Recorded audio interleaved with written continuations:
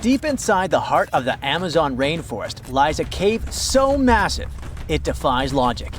Stretching for 2,000 feet, this tunnel is so big a human could easily walk around inside of it. Its walls are etched with deep, mysterious claw marks. But this is just one of many. If you travel to the south of Brazil, you'll stumble upon over 1,500 similar caves, ranging from modest tiny burrows to massive passageways. These are not your average spooky, bat-filled caverns. They're what researchers call paleo burrows, also known as ancient underground structures dug by creatures so colossal they make modern elephants look small. Whatever creature dug those tunnels displaced 800 elephants worth of dirt. I know, it still looks like a normal cave, but experts noticed this one was special because the walls were too neat and rounded, and the floor was too smooth. Besides, no water or erosion leaves such signs of serious digging power. These Brazilian caves are the largest geological records of animal activity on the planet. It's like stumbling into a prehistoric house made by creatures the size of cars. To unlock this mystery, researchers analyzed the scratch marks on the walls and realized they had probably been made by giant ground sloths, a species called valgipes, which could weigh nearly 9,000 pounds and eat your average annual menu in about 3 days. Despite being huge, these animals were not earthbenders. They had to work in groups if they wanted to dig such long tunnels. This is why scientists believe many sloths shared the same tunnel and dug it together. Even some giant armadillos may have helped with the digging. After all, they were ridiculously skilled excavators and lived there too. Okay, but why would a giant sloth or armadillo need a 2,000-foot-long underground lair? Great question. And the truth is, scientists aren't totally sure. It doesn't make sense for them to dig tunnels this massive just to escape predators, especially since the tunnels were big enough for a saber-toothed tiger to crawl in, for example. So, unless they installed prehistoric security systems, this theory has holes. Haha, pun intended. The best bet is probably climate. Back then, everything was drier and colder, and some species of giant sloths were living their best lives back when Earth was transitioning between cold and warmer periods.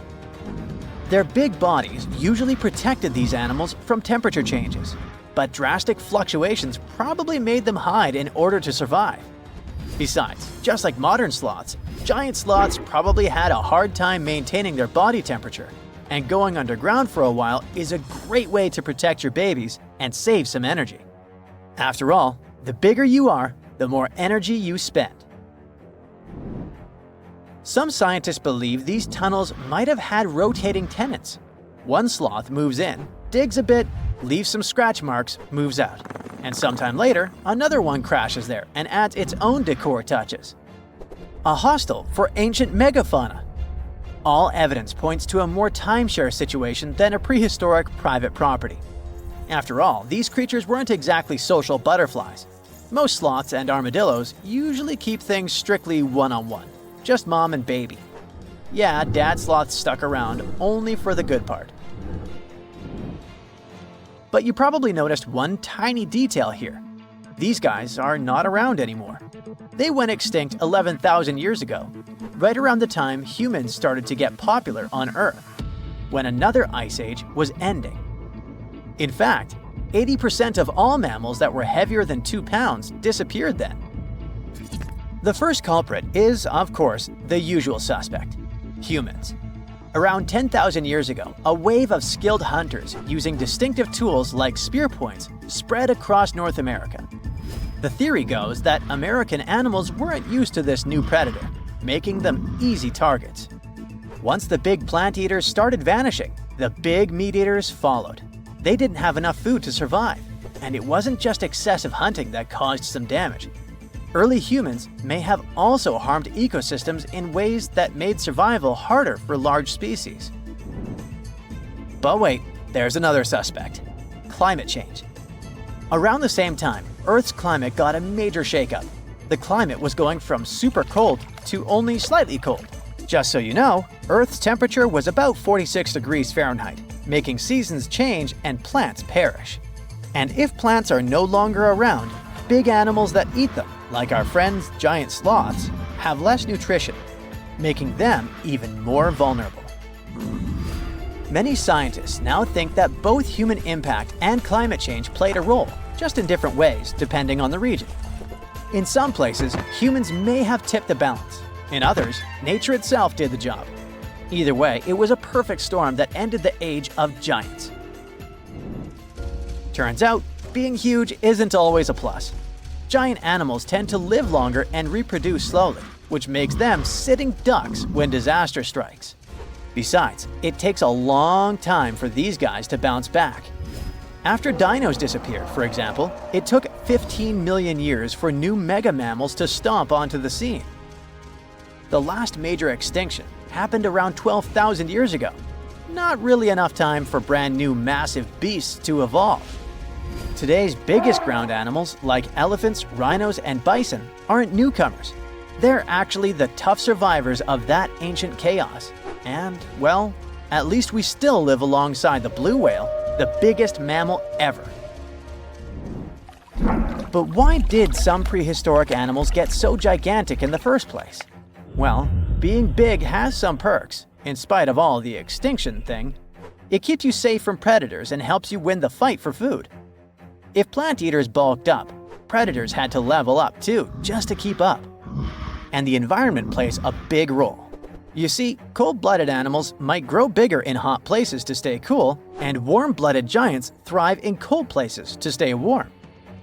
One paleontologist even suggested that some dino-sized vegetarians needed those massive bellies just to digest the tough, woody plants of their time, as if they had a salad bar inside their bodies. There's also the thing with oxygen. Back then, Earth's atmosphere had way more of it.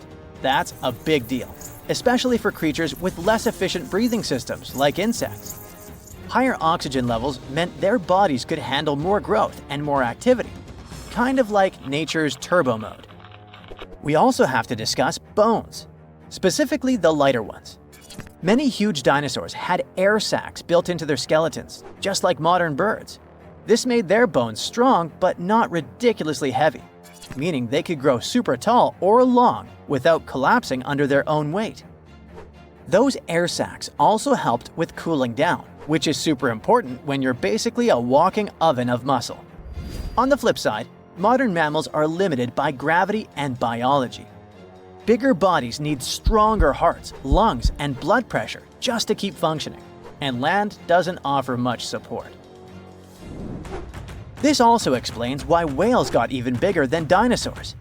The ocean acts like a natural support system, which pretty much means that buoyancy helps hold up all that mass. So blue whales can hit a jaw-dropping 330,000 pounds without turning into pancakes. On land, that kind of size would be a serious health hazard. So ancient giants weren't just freaks of nature. They were the result of the right mix of air, food, physics, and environment working together in just the right way.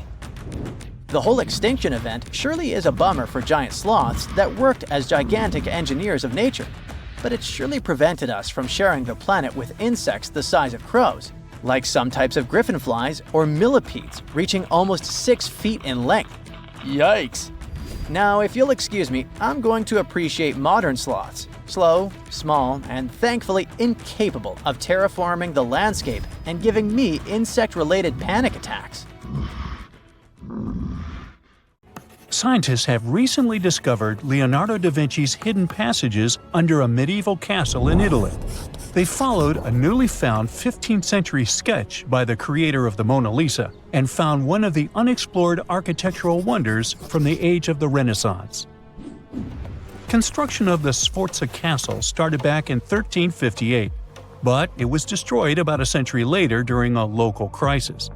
Then, in 1450, Francesco Sforza, the Duke of Milan, decided to rebuild it on the old ruins.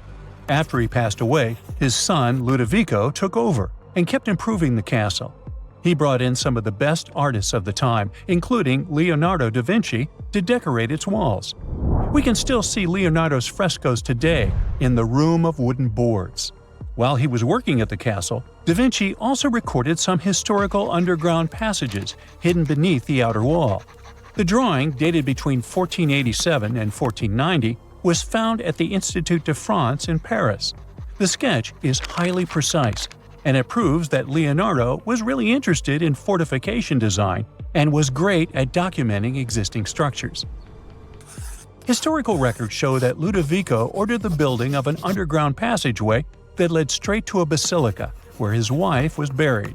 Ludovico married Beatrice in 1491, and they had a happy but tragically short marriage, as Beatrice passed away while giving birth in 1497. The Duke locked himself away for weeks, grew a beard, and wore only black clothes while he was mourning his beloved wife. The secret tunnel may have stretched over a half a mile and would let Ludovico visit her grave in private. It could have served as an escape route if the castle was ever under siege. The existence of the tunnels remained one of the mysteries of the Renaissance for years, as no one knew for sure they were there. But now, scientists finally uncovered the secret history.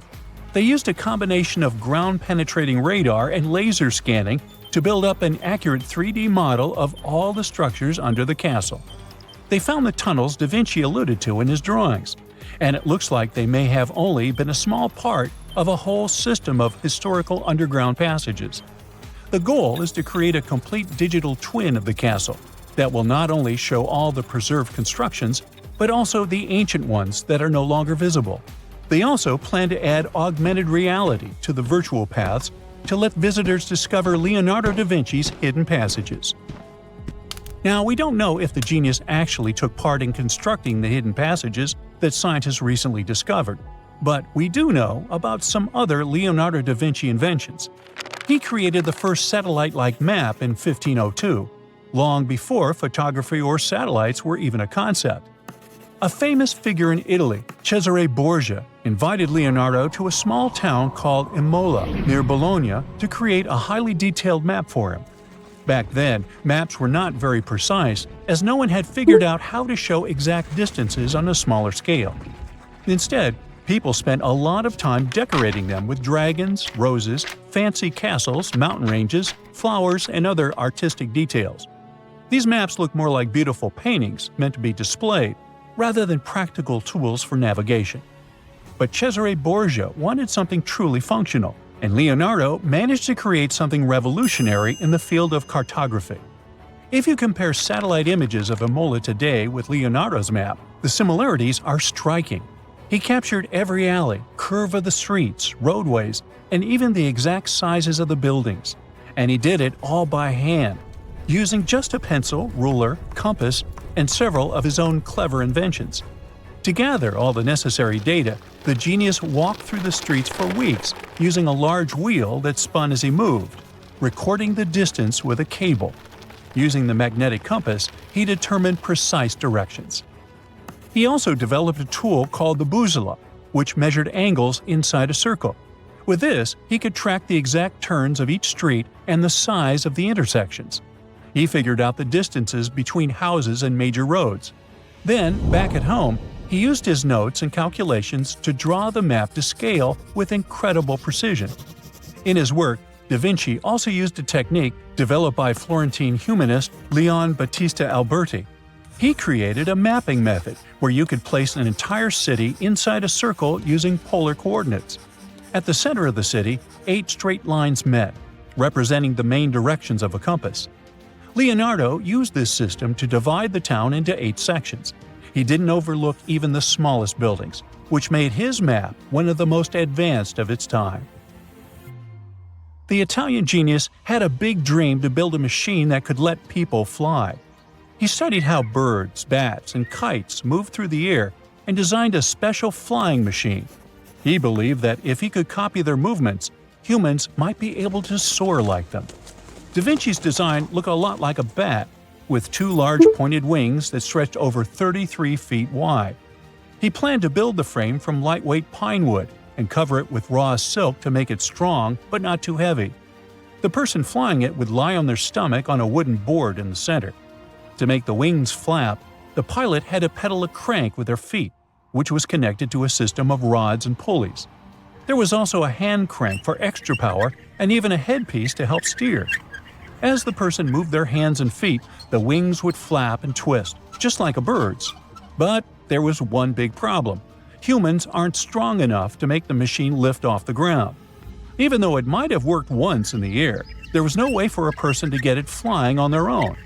Leonardo probably realized this, but his amazing idea still inspired flying machines that came centuries later. Da Vinci was way ahead of his time with many of his inventions, but his idea for a humanoid robot was especially futuristic. He was working under the patronage of the Sforza family, the one that had those ancient tunnels of Italy built. The genius designed a mechanical knight that could move its arms, turn its neck, and even open and close its mouth. Da Vinci had good knowledge of anatomy and the mechanics of body movements that helped him. His unusual creation used an external system of cables. A hand crank set it in motion, and there was also an internal gear-driven mechanism. About 450 years later, Da Vinci's detailed sketches of the robotic knight were rediscovered in the 1950s. Several researchers tried to recreate the robot from those sketches. In 2002, a roboticist who developed systems for NASA and Lockheed Martin took inspiration from the old notes and built a functioning model of Da Vinci's robotic knight. Another design Leonardo created for Duke Sforza was a special kind of bridge that could be taken apart and carried easily. It was made for defense forces who needed to cross rivers or moats while traveling. This bridge would swing across the water and land on the other side. It had wheels and used a rope and pulley system, so it could be set up quickly and packed away just as fast. To keep it steady, it even had a special weight to help balance it. Leonardo wrote in his notes that the bridge was light yet strong, and he designed several bridges like this for the Duke. One of his other designs was a bridge that could be built very quickly, and the defense forces would move across multiple rivers. As scientists continue to study Leonardo da Vinci's hidden passages, they reveal new chapters in human history. Who knows what other unexplored architectural structures they will find? Tunnels, metro, underground systems, and even secret passageways to the houses of the rich and famous. Why else do we need tunnels, you may wonder? To hide. Many cities have underground tunnels and even underground doppelgangers. Now let's make it clear. Those passages are normally not connected, contrary to the popular rumor claiming that it was possible to get from Scotland to Turkey using underground passageways built around 5,000 years ago. I mean, it sounds insane even today. Imagine building it back in the day. These tunnels have an official name, the Erdstall tunnels, and they were most likely built in the Middle Ages. However, we still don't have the exact information about the date. The highest concentration of those tunnels are in Bavaria, Germany, but there are many of them in Great Britain and France too. Erdstall tunnels, a unique type of earthen passage found globally, are characterized by their narrow, oval-shaped corridors and tight choke points, known as schlups, or slip-outs. Despite speculation, their purpose remains a mystery. However, some of those tunnels have fireplaces and even vents, which might mean those were used primarily for shelter. Dating back to the Middle Ages, possibly as early as the 12th century, Erdstall tunnels lack archaeological signs and historical records, so it's not a surprise that there are many rumors about their use. Some scientists are sure those were storage spaces, though their narrowness makes this impractical. Another idea is that they provided hiding spots for farmers during tribal raids. However, their single entry point raises doubts about their effectiveness in evading threats. Now, if you're feeling like Indiana Jones and want to venture into those tunnels, you're in luck. A few structures, like the Erdstall Radkobluken in Austria, welcome visitors to explore these enigmatic structures. Most of them are closed to the public eye, though. The origins of Erdstall tunnels remain largely unknown, just like their real functions. And if you think, hey, it's the 21st century here, we can study pretty much everything, well, you're wrong. What makes these tunnels hard to study are the tight confines. Traditional surveying methods often prove inadequate in such spaces. To solve this problem, scientists use a handheld device that integrates an RGB camera, a gyroscope, and high-resolution depth sensors, allowing them to capture intricate details of the tunnels. They also use modern techniques like 3D surveying in hopes of uncovering the true origins and purposes of those tunnels. One hypothesis even suggests they may have been poorly conceived dwellings, abandoned when their inadequacies became apparent. Still, not everyone quite agrees with this idea. Other theories suggest they served spiritual purposes, while the most intriguing idea speculates that those tunnels may be remnants of extraterrestrial civilizations. Experts believe they may have been used for practical matters, such as granaries or hiding spots from looters. As we don't have exact info on who built it and when, it may be pretty much anyone, even a sloth. Nope, I'm not a lunatic. Sloths can build giant tunnels. Check this out. In 2009, a farmer in southern Brazil was driving his tractor through a cornfield when it suddenly sank into the ground. He quickly discovered he had broken through the top of an underground tunnel. When researchers came to investigate, they found a tunnel around 6.5 feet high and the same 6.5 feet wide, extending about 50 feet long, right beneath the farmer's house. When they looked closer, they instantly saw deep claw marks on the walls. That was the proof the tunnel wasn't human-made. So that thing the farmer uncovered was a megafauna paleo burrow, a prehistoric tunnel dug by ancient creatures like giant ground sloths or giant armadillos from over 10,000 years ago. I know, it's hard to imagine those beasts, but let me help you. Take a hamster. Now, increase it to the size of an elephant. Don't forget, this 13-foot-tall hamster could also walk on two legs. During their time, around 15 million to 10,000 years ago, many species of sloths and giant armadillos roamed the Americas, some even digging similar tunnels. Today, many of these tunnels are filled with sediment, though some remain clear, similar to the one the farmer discovered. This 2009 find sparked significant interest, leading to the discovery of over 1,500 paleo burrows across southern Brazil, making it the era with the highest concentration of such sites worldwide. But no one knows exactly why there are so many of them in southern Brazil. While some paleo burrows exist throughout South America, none have been found in North America, which is weird since those huge sloths roamed the entire continent. The exact purpose of these large tunnels remains a mystery, but scientists believe they may have served as nursing spaces, temperature regulation, or hibernation areas.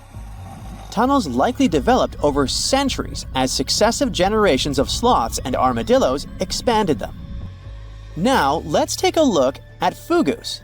No, not the Japanese fatal delicacy, and no, not a town in New Guinea. To see them, we gotta travel to the UK. So fogous are underground structures too, but they don't look exactly like tunnels. They are dry stone structures. They look as if a cave had been decorated with stones from the inside. There are only around 15 of them found so far, and most of them are located in Cornwall. According to the estimates, those tunnels were built about 2,400 years ago, and they're still in pristine condition, which is truly fascinating. I mean, back in the day, people had no cool machinery whatsoever, yet their structures still last. And if you dare to buy an apartment today, well, chances are you won't be too happy about the quality. Going back to our fogous, there's nothing extraordinary about their supposed purpose. They could be used for spiritual purposes, as a place to hide, or a food storage. The latest application, though, is a bit weird. I guess it's not a secret for anyone that England is famous for its excessive humidity. And if you want to store your food properly, you gotta avoid the humidity at all costs. Otherwise, say welcome to mold and fungi. But ancient people weren't dull-witted at all, or they wouldn't have survived, and you and I wouldn't be around now. So they might have adapted those fogous to store just some products, those that already had natural molds in them, assisting in the preservation of perishable food, like milk, butter, and cheese. But hey, those are just speculations. The true reason why they were built remains unknown. What makes fogous unique is that they are intentionally built tunnels, not just excavated mines like those in Wales. They were crafted by digging deep trenches, lining them with stone slabs, covering them with capstones, and then filling over them, all of which took significant time and effort. Still, no matter how hard those were to construct, cities around the globe are often built over intricate tunnel systems, each unique to its location. For instance, Paris is famous for its extensive underground quarries, which were abandoned years ago, but still pose a risk of collapse in certain areas above. London boasts one of the largest tunnel networks in the world, including many that were specifically created for military purposes. In New York City, there are rumors of secret tunnels, while Los Angeles has old tunnels from the Prohibition era used for speakeasies. Many other cities also have their share of enigmatic tunnels, and surprisingly, Florida is no exception. It happened in the year 2011 in Ybor City. Near a former post office, flooding uncovered something weird, a section of an unknown structure. Back then, people didn't pay much attention to that, so it took another 7 years to discover something truly fascinating. This historic neighborhood was founded in the 1880s, but it remained unknown until 2018 that it also has a hidden tunnel network. We only learned of it because of renovation work. The exact purpose, of course, is unknown, but most scientists are pretty sure that they serve to connect to early gaming spots and the port of Tampa. Figuring out how extensive the tunnel network is tricky. In 2018, a historic home in Seminole Heights revealed locked doors leading to tunnels from the 1920s. One local even said he traveled through a tunnel for 20 minutes. Rumors suggest some tunnels connect to the Hillsborough River and Ybor City. Research is ongoing, but no new info has emerged yet. Whenever you hear about ancient ruins, you almost never picture them being suspended somewhere, or just randomly hanging on the branch of a tree, right? In fact, for most of the ancient artifacts we have exposed in museums all over the world, archaeologists did quite an impressive amount of digging. You see, buildings have this funny way of fading away over time if not properly taken care of. Sometimes we need to reuse some building materials, so an older construction may be sacrificed in the process. Other times, houses are abandoned, and once they are exposed to the elements on the surface, like rain or sunlight, they don't really stand a chance. Some just simply crumble away due to good old erosion. So the only way a piece of architecture can survive the test of time is if it's somehow gotten buried deep down. Now, how did they end up buried in the first place? Well, it's quite the comedy of errors. Ancient cities had a habit of gradually raising their ground level like a kid adding toppings to their ice cream sundae. You see, these settlements were always busy collecting food and building materials to keep up with their ever-growing population. But hey, who has time to deal with waste and rubbish? It wasn't exactly high on their to-do list back in the day. So when it came to building new houses, ancient civilizations found it much easier to save their sweat and tears by piling up the rubble and constructing right on top. But that's not all. Rivers would also occasionally flood and deposit a layer of sediment on the city floors, further encapsulating those ancient constructions. And in those dry regions like the desert, where the wind likes to show off its sand and dust dance moves, you can bet it was a constant struggle to keep the establishments clean. One hilarious example is the Sphinx, which had its head buried in sand until a group of archaeologists unearthed it in 1817. Some ancient towns eventually got covered up because they were completely abandoned. With less human activity to control their expansion, plant seeds couldn't resist the opportunity and sprouted all over the place. They gobbled up carbon dioxide from the air and grew, adding more and more bulk to the ground. Those cheeky roots even decided to stabilize the soil made from decaying plant matter, creating layers upon layers of earthy goodness. It's like the ultimate DIY project Mother Nature embarked on, with plants as her loyal helpers. The act of digging into the secrets of ancient civilizations is not just about unearthing a lost world. It's also an epic quest to reveal the hidden treasures beneath layers of history. But how do archaeologists know where to dig in the first place? If everything is covered in layers upon layers of sediments, debris, and plant roots, they must have some sort of system they rely on before embarking on a new project, right? For starters, they're not always the ones suggesting an archaeological dig in a certain location. Let me explain. Let's say you're a contractor and you want to build a new fancy apartment complex in your city. Some local legislations have certain requirements before your project can start, though. For instance, before anyone starts building on a piece of land, they might need to bring in specialists to check the soil. These clever folks can be archaeologists, geologists, or paleontologists, and they need to keep an eye on things during development. If any artifacts or ecofacts, fancy word for organic remnants, are discovered, these experts swoop in to excavate and study them. But what about sites that have nothing to do with bulldozers and yellow hats? Archaeologists have more than one trick up their sleeves when it comes to locating ancient hotspots. They dive deep into historic records with a healthy dose of detective work. By sniffing out old documents and maps, they can piece together the puzzle of human activity in a specific area.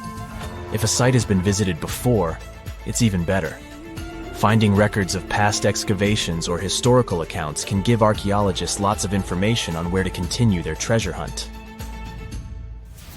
Before archaeologists start swinging their shovels, they engage in a bit of a visual scan mission.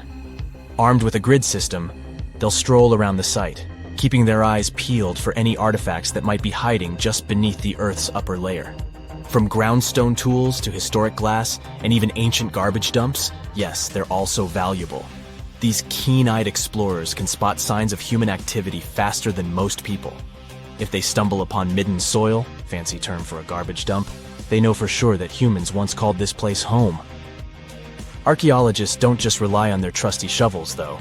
They have an arsenal of gadgets to aid in their search for hidden wonders. Geophysical tools are like their secret weapons.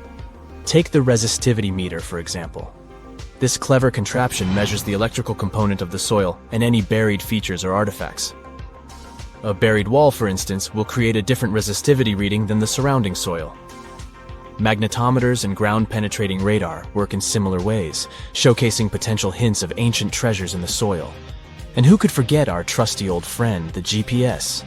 It helps archaeologists map out precise locations, like a high-tech treasure map, leading them straight to their pot of gold. Care to virtually visit some of the most important archaeological sites in the world? Well, follow me. In the United Kingdom, for instance, you'll find this interesting place called Stonehenge. It's one of many henges scattered around, but this one really takes the cake. Picture this: massive ancient stones standing tall and proud, arranged in a funky outer ring and an inner horseshoe, with some smaller stones thrown in for good measure. And guess what? These amazing stones have been around for over 5,000 years. Talk about a serious case of rock-solid longevity. Now, here's where it gets interesting. According to local folklore, the legendary wizard Merlin whipped out his magic wand and poof! He teleported these massive stones all the way from Ireland. Apparently, some giants had assembled them there, but Merlin decided they would look much better at their new location. Others think it's just the ruined remains of an old Roman spiritual edifice. These amazing structures were built by our Bronze Age ancestors. With their simple tools and limited tech, they managed to create this monumental masterpiece. Impressive, right? Unfortunately, there's still so much we don't know about this area. Stonehenge's initial purpose remains a mystery to this day. Sure, there are lots of theories, but scientists have yet to agree on the subject. However, we do know that it's perfectly aligned to catch the sunrise during the summer and winter solstices. The ancient city of Pompeii is an equally amazing archaeological site. Picture this: Mount Vesuvius, a notorious troublemaker, decided to throw a volcanic tantrum and completely covered this ancient Roman city. It turned it into a time capsule, located outside present-day Naples in Italy. Fast forward to the year 1748, when a bunch of adventurous explorers stumbled upon Pompeii. Lo and behold, they discovered a treasure trove of well-preserved goodies: streets, houses, food. Probably a bit stale by then. Blingy jewelry, fancy sculptures, colorful frescoes, everyday household items, and even animal and human remains. It was like an epic archaeological party. From the looks of it, Pompeii had it all. Fancy houses and villas, a massive 20,000-seat arena, cute little artisan shops, hangouts like taverns. And let's not forget the saucy spots like those luxurious bathhouses for some intense pampering.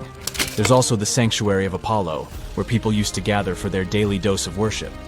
And of course, the bustling heart of the city, the Forum of Pompeii, where all the cool people used to hang out. And guess what? Pompeii is so cool that it made it to UNESCO's World Heritage List back in 1997. That's like the ultimate Hall of Fame for historical awesomeness. It also includes many other famous buildings and sites, like the Taj Mahal in India and the Acropolis of Athens in Greece. So, you've just finished your sightseeing tour of Edinburgh, Scotland, or Scotland.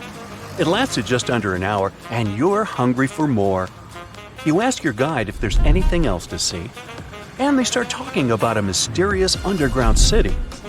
You ask how long it takes to get there, and you're shocked by the guide's answer. You're standing on it. It's right under your feet. South Bridge? But you were just there and didn't notice a giant arrow pointing down. So this is where the mystery starts. The story begins in the mid-1700s. The Scottish capital wasn't as big as it is today. Only 60,000 people lived around Edinburgh Castle. All of them were packed inside medieval walls, and they say today's cities are overpopulated. Get a load of the living conditions back then. The buildings were tall, so there was little natural light. Some houses had 14 stories. Cows walked the narrow winding streets, and livestock. Things were so bad that the famous English writer Daniel Defoe noted, "I believe that in no city in the world so many people have so little room." Yep, that's the guy who wrote Robinson Crusoe. Well, something just had to be done. The solution was to build 2 long bridges to the north and to the south of the city.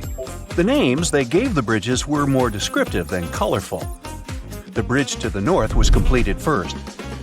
In 1785, construction on the second bridge got underway. It was going to connect the main pedestrian street in the north with the university buildings in the south of Edinburgh. But don't think of this construction as a modern bridge over a river. It was more of a viaduct, a type of bridge that connects 2 hills across a valley. The word viaduct comes from Latin, as Romans were pioneers in building these structures. Their capital was built on 7 hills. And just to be copycats, Edinburgh also straddled 7 major hills. Only 2 are visible today because the city has been built up. Now, back in the 18th century, the construction of the South Bridge was a remarkable feat of engineering. It took the builders only 3 years to complete it. 19 stone arches spanned a chasm that was 31 feet at its deepest point, and the length over 1,000 feet. Impressive, even for today's standards. But what does a 2.5 centuries old viaduct have to do with an underground city? Well, it is the city. You see, they designed Southbridge to be hollow on the inside. As you walk along this street today, there is actually a huge human-made cave beneath your feet. The popular name for this set of chambers is the Edinburgh Vaults. But what was the purpose of this space? And is there something or someone there now? Well, let's take it one step at a time. The builder's original intention was for these vaults to serve as merchant shops. At first, it worked out fine. Merchants used a total of 120 vaults as shops and warehouses. There were workshops, cobblers, and taverns. But as time went by, a major design flaw came to light. The stone was leaking, and the vaults were damp all the time. There was even flooding. The builders forgot to waterproof the structure. The merchants feared the water would damage their precious goods. After just a couple of years, the first tenants started moving out. Once legal trade moved away from the vaults, the city's poor moved in. And not only them, but all sorts of shady characters. Historians don't know much about this period, since there are no written records. But even the squatters had to leave soon. If you couldn't do business in these vaults, how could you live in them? It was damp and cold, and there was no ventilation, sanitation, or natural light. It really stunk. Every real estate agent's worst nightmare. Just 30 years after their completion, the South Bridge vaults were abandoned once and for all. But at a street level, business was as usual. The officials decided to fill the vaults with rubble for security purposes. Buried and forgotten, the memory of a once teeming merchant quarter of Edinburgh slowly faded from people's minds. Now, this is where the story gets a bit weird. During the 1980s, a Scottish rugby player accidentally found a tunnel leading into the vaults. The athlete didn't waste any time and started excavating the vaults with the help of his son. Several tons of rubble, and a decade later, the South Bridge vaults have been restored to their former glory, so to speak. They were again dark and damp as they were back in the 1700s. There were many interesting finds in this underground city. The vaults were littered with oyster shells, which were the standard diet for a working-class resident of Edinburgh at the time. Other finds, such as shoes and empty bottles, suggested that people actually lived in these claustrophobic vaults. Think of this the next time you see someone trying to rent their garage as an apartment. So, your guide was right. There really is a hidden city under the streets of Edinburgh. Well, at least one street. You have now gone down from the main pedestrian street into Cowgate. You look up and there it is, the only visible arch of the once impressive bridge. You are now searching online to book a tour of the vaults. You just have to see this place with your own eyes. But the Scottish capital isn't the only city with a mysterious underground. The historic region of Cappadocia in central Turkey hides no less than 36 cities beneath the ground. The biggest and the most impressive one wasn't discovered until 1963. It was built during the Byzantine era to protect the local population from invaders. We have similar structures made out of concrete in our cities, but the level of the Turkish underground city is really impressive. There are several levels, like in a multi-story car garage. The caves and tunnels lie 197 feet underground. That's 2/3 of the Statue of Liberty's height. The city could house 20,000 people at any given time, complete with livestock and food. The smell. Anyway, 20,000 is the average attendance at Major League Soccer matches today. You might want to add a field trip to one of these places the next time you go to Turkey. Most of these cities in Cappadocia can be found in rural areas. Makes sense, right? After all, they were dug out as hiding places. But in Europe, there is one city whose underground labyrinth resembles the vaults of Edinburgh. You've probably heard of Pilsen in the Czech Republic. But hold on a second, this isn't going to be a story of the most famous local product. Something brewed, perhaps? It's the story of a medieval city that survived underneath the streets of Pilsen. Water wells, cellars, and passageways stretched for more than 12 miles. Merchants and craftspeople used Pilsen's historical underground for storage. Water, food, ice, you name it. The waterworks are pretty impressive. Historians estimate that 360 wells are located under Pilsen's historical town center. In times of instability, the passageways served as safe havens for the locals. They definitely didn't go thirsty down there.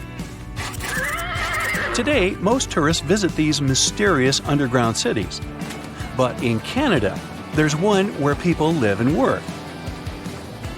The construction of Montreal's underground city began in 1962. The initial idea was to shelter traffic. That's a nice way to say that city officials were building a metro station. The idea caught on and the project expanded. Now, it's a real-life urban maze hidden under the downtown area. Need a place to stay? There are hotels down there. Want to grab a bite? Step into one of the underground restaurants. Multiple shops, a library, cinemas, the list is long. There are even residential complexes. But how can people live under the ground? Simple. Although the city itself lies beneath the earth, the access points are at ground level. You can enter the 20-mile-long tunnel network at more than 120 places. Oh, that's another place down under. Oops, sorry, Australia. What is a boat doing in the middle of a desert? You would expect to find a seagoing vessel closer to shore. This is the question archaeologists have been asking for decades. In 1988, there was a storm near one of the most important archaeological sites in ancient Egypt. A wooden structure emerged from the sand. It was hollowed out by termites. Scientists were determined to solve its mystery. In 2000, they began excavating the site near Abydos, Ubidos. An American team of experts soon discovered a boat that was 70 feet long, and it wasn't alone. In total, there were 14 boats neatly resting next to each other. It was impossible to completely dig out the boats because of their poor condition. Luckily, the wood was preserved enough to get a sample. Analyses revealed that the boats were around 5,000 years old, the oldest fleet in human history to this date. The time of their construction predates the pyramids at Giza by half a millennium. Each ship of the fleet rested in a vault that matched its dimensions. The room was roughly a third of the size of a tennis court. It had mud brick walls that featured more than 120 drawings of boats. Ancient Egyptians incised them on whitewashed walls that were excellently preserved. Scientists have known about these mysterious chambers for well over a century. 1901, 1902. A British archaeologist, Arthur Weigel, stumbled upon a strange structure west of the River Nile. His team caught a glimpse of the interior walls. Sadly, a section of the roof collapsed, so they had to call off further exploration. Researchers abandoned the site, but its location remained on the maps. The boat's position first led scientists to think that they rested on a bank of the mighty Nile. But there was a problem with this theory. Today, the river flows almost 7 miles west of Abydos. Further studies of the surrounding terrain showed the Nile didn't change its course throughout history. Also, if the boats floated near a dock, they would be in unstable positions. The 14 vessels at Abydos were perfectly parallel to each other. There was only one conclusion possible. Someone had deliberately placed them like that. They must have gone through a lot of effort. Each boat had enough room for up to 30 rowers. These vessels could really float. They weren't models, but scholars still don't know if they actually sailed any body of water in ancient Egypt. This doesn't diminish the importance of the find. Previously, archaeologists found only small-scale models. In King Tut's tomb alone, there were 35 boat models. For a long time, these figurines were the only clues as to how ancient Egyptian vessels looked like. The boat's design confirms that they were the real deal. They are the earliest surviving examples of something called built boats. Ancient people constructed primitive vessels by hollowing out large tree trunks. The alternative was reed that was tied together to form a raft. The boats at Abydos had planks tied together. This was a major breakthrough in shipbuilding. During their lifetime, the boats must have seemed impressive. Timber was a valuable commodity at the time. There was no wood in the desert. Cedar had to be imported from Lebanon. The only person who could afford such luxury was the pharaoh. Studying the area around the ancient fleet provided more answers. Scientists discovered a mud brick structure where Egyptians worshipped the pharaoh. Its approximate date of construction matches that of the wooden boats. The same bricks out of which this building was made were used to encase the fleet. At the time of their construction, the rooms they were stored in had a ceiling. That's the section that archaeologists stumbled upon in the early 20th century. Just like mummies and coffins, these marvelous ships rested inside splendid vaults. The exterior of these rooms was also impressive. The outer walls originally had a plaster of white limestone. It reflected sunlight. In the desert sun, the structure housing the boats must have shone from miles away. Ancient Egyptian builders used the same technique to cover the pyramids 500 years later. Today, their surface looks jagged, but it wasn't always like this. When they were constructed, the pyramids had a top layer of fine white limestone. Their surface was smooth and it gleamed in the sunlight. Instead of stairs, the outer layer of the pyramids was more of a sleek ramp. Archaeologists were left with one final question. Which pharaoh owned the fleet? The answer lay just a mile from the site. This is where the tomb of a pharaoh from the 5th dynasty rested, King Senwosret III. Its time and style of construction matched the ones of the chambers with boats. The very end of his rule might explain how the boats ended up in the middle of the desert. The pharaoh probably passed away in northern Egypt. Then his body was transported down the Nile to Abydos in a marvelous procession of decorated boats. The vessels were later lowered to chambers near the final resting place of their owner. This had a symbolic meaning. In the ancient Egyptians' belief system, ships played a key role. Their supreme deity was Ra. He traveled through the sky during the day in the form of the sun. At nighttime, he sailed through the netherworld in a solar boat. The pharaoh identified himself with Ra. That's why he needed boats in the afterlife. That was the only way to regenerate himself. Just as the sun rises every day above the horizon. This belief existed for thousands of years. The more famous Pharaoh Khufu also had a ship. Scientists found it in 1954 next to his pyramid at Giza. It is some 4 centuries younger than the fleet at Abydos. But Khufu's ship was almost 2 times longer.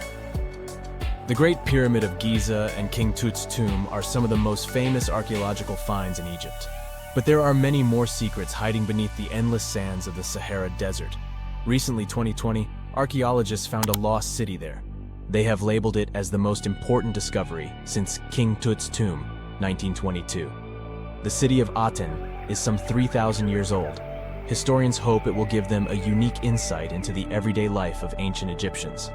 The famous archaeologist and Egyptologist Zahi Hawass proclaimed the site a lost golden city. Aten sits some 300 miles south of Egypt's capital, Cairo. It is close to the famous Valley of the Kings. Archaeologists first found sections of mud brick walls that spread out in all directions. They discovered complete rooms with tools of everyday life inside. The research team unearthed a bakery, a residential neighborhood, and an administrative district. They all date back to the time when the Egyptian civilization was the wealthiest in its long history. They were also the first to make objects from iron. In 1911, scientists found a set of iron beads near a village in Lower Egypt, El Gurza. These are the earliest known iron artifacts. The discovery is literally out of this world. Ancient people made them by beating into shape a piece of a meteorite. The 9 beads were once part of an ornate necklace. They are now blackened and corroded, which is perfectly normal for a piece of jewelry that is over 5,000 years old. They consist of an iron-nickel alloy. Researchers were impressed by the skill of ancient jewelers who processed the beads. Their craftsmanship is more impressive when you think that they didn't know the stellar origins of the material. The Great Pyramid of Giza also has a remarkable feature. An international research group investigated the electromagnetic response of the structure to radio waves. They found that the pyramid has the ability to concentrate electromagnetic energy inside it. This occurred inside its chambers as well as under the pyramid's base. It contains an underground, unfinished chamber. It seems that the electromagnetic response is connected with the properties of limestone, the Great Pyramid's main building material. The research results might have a practical application. The way solar cells and nanosensors function could be improved by this remarkable find.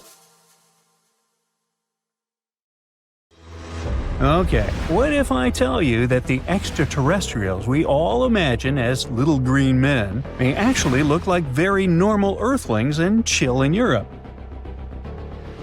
This is the Iberian Peninsula, and people living there are under suspicion. Ooh. Here's the reason. Somehow, parts of the most important artifacts that the Iberian civilization called Treasure of Valena are made of metal that simply can't be found on Earth, because it's metal from a meteorite. Now let's tackle this step by step. This is the artifact itself, and it's composed of 59 different objects. Bowls, bottles, and bracelets. Is there a pattern there with all those bees? In total, the find weighs around 20 pounds, of which 18 pounds are 23.5 karat gold. Now, if you're not a metal specialist, I'll clarify it for you right away. For comparison, 23 karat gold is 95.8% pure gold, so 23.5 karat is even purer. The remaining percentage goes to other metals to help add strength and durability to the precious alloy. There was also silver, iron, and amber in that set. The artifact could have been pretty straightforward, but for these two, let's call them imposters. Look at this wrought iron bracelet and this hollow hemisphere. Can you see that? Those rusty lines on the hemisphere and the overall weird color of the bracelet do stand out, since everything else is made of purest gold. This all started back in 1963, when a researcher noticed a dark leaden metal among the shiny bowls and bottles. The metal was shiny in some areas and covered with a ferrous-looking oxide that was mostly cracked. Now, just so you understand, gold does not usually act this way. Gold is one of the least reactive of all metals, so it won't even tarnish, let alone rust. To figure out where this suspicious iron came from, researchers turned to mass spectrometry, which checks out the mass-to-charge ratio of molecules. Their findings showed that the nickel in the iron is similar to that found in meteoritic iron. Simply put, the bracelet and the hemisphere are of extraterrestrial origin. Ooh. Now, the exact age of the trove is hard to determine, yet it's crucial. We need to know the exact age to see if it coincides with the start of the Iron Age in the Iberian Peninsula. If it does, then no further questions here. But if it doesn't, well, it's, at the very least, weird, if not suspicious. So there's this three-age system. It comprises the Stone Age, then the Bronze Age, and then the Iron Age. The Stone Age is of no importance here, so let's compare the Bronze and the Iron Ages. The Bronze Age began when it was realized that combining copper and tin produced a material that was more durable than either metal alone. This era was all about major upgrades in tools and weapons, but two standout inventions were writing systems and the wheel. Then came the Iron Age. This time was all about slowly bringing iron into everyday life. Iron was way easier to shape into cool designs than bronze. Now this was a big deal, because iron, especially transformed into steel, provided significant improvements in all aspects of life. Tools became lighter, cheaper, and stronger compared to their bronze equivalents. You get it? Good. So researchers have long debated whether the treasure dates back to the post-Archaic era or the latter part of the Bronze Age. The most recent study claims that those artifacts were created in 1400 to 1200 BCE, and something really doesn't add up. First off, the Iron Age began around 500 years after these artifacts were crafted. Plus, ancient craftsmen couldn't know back then how to work with metals that landed on Earth approximately 1 million years ago. And while the dates are really hard to explain, there is a logical explanation for the craftsmanship. The theory here is that those metal workers simply had access to the fallen meteorite, and thus, they could study it well and discover its properties before using it for decorative purposes. They could have figured it out through trial and error, and once they knew exactly how to work with this extraterrestrial metal, they proceeded to adorn the artifacts with it. Plus, there were the Phoenicians, who contributed to their craftsmanship.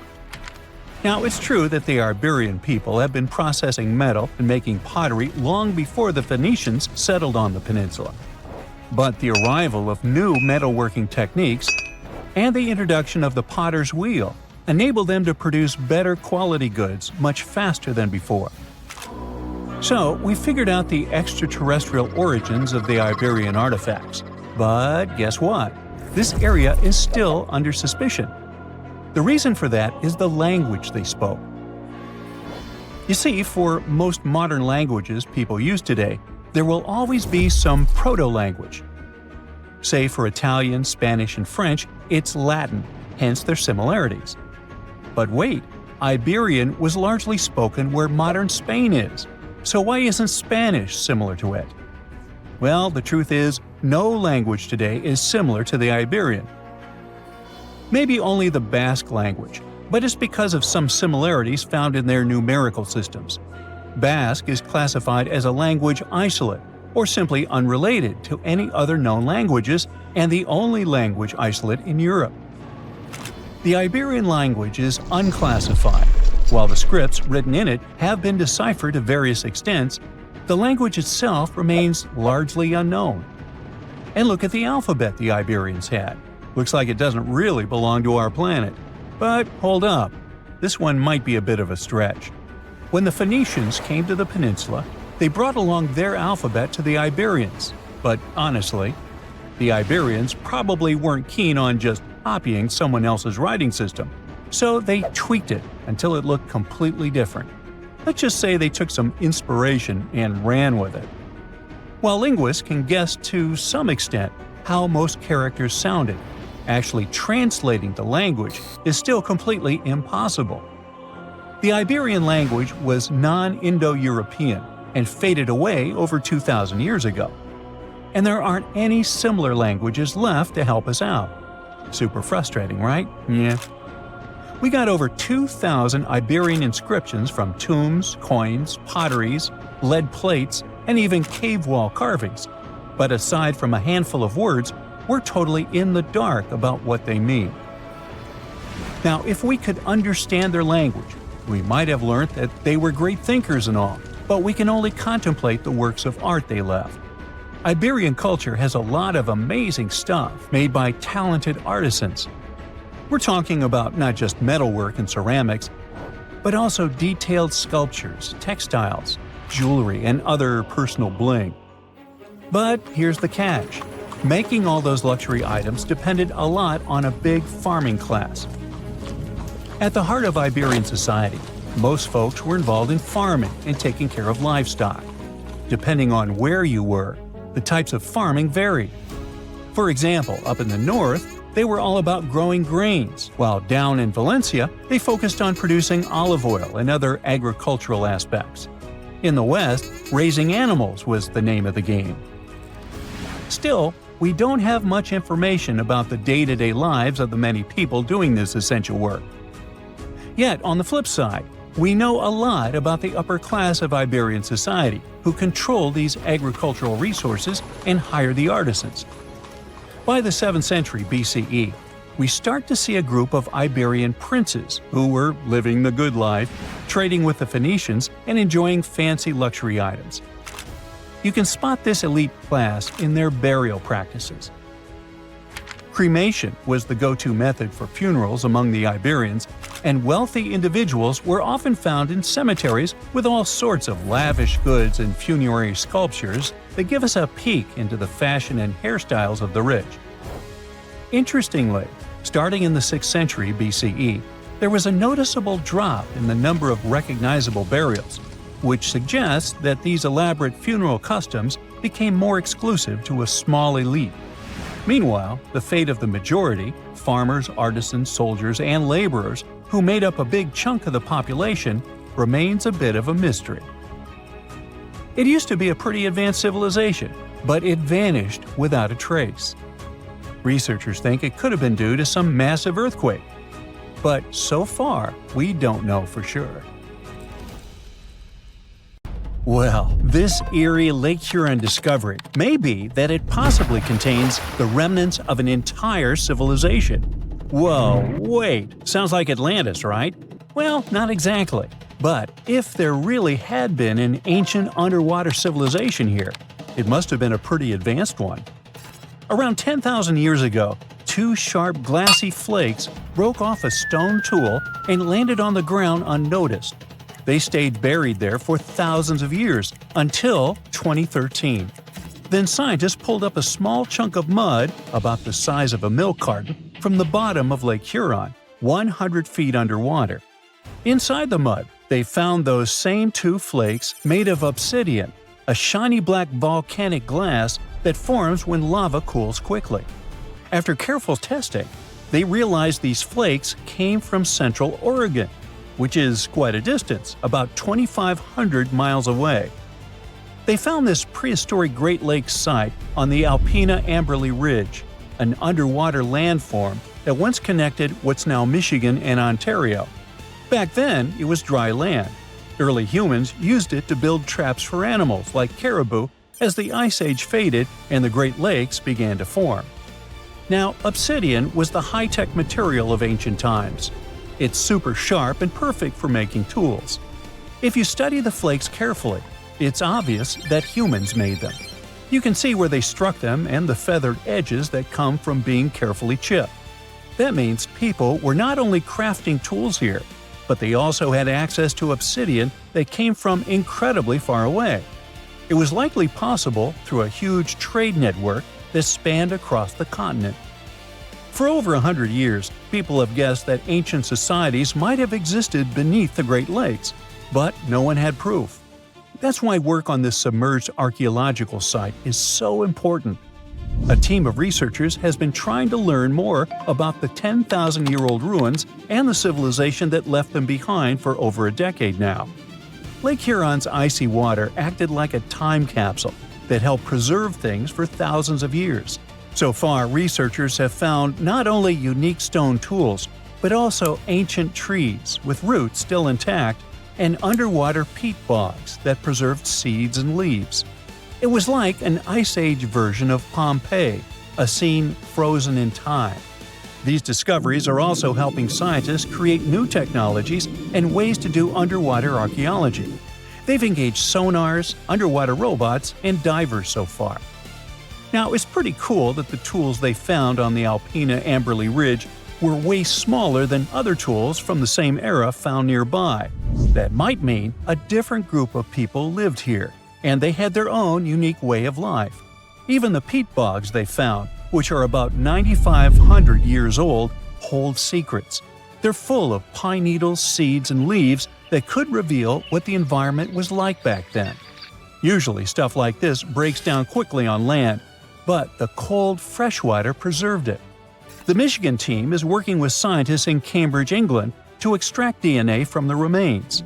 If it works, it could finally confirm what animals lived there, and maybe even more. There are still years of discovery on this prehistoric Great Lakes site ahead.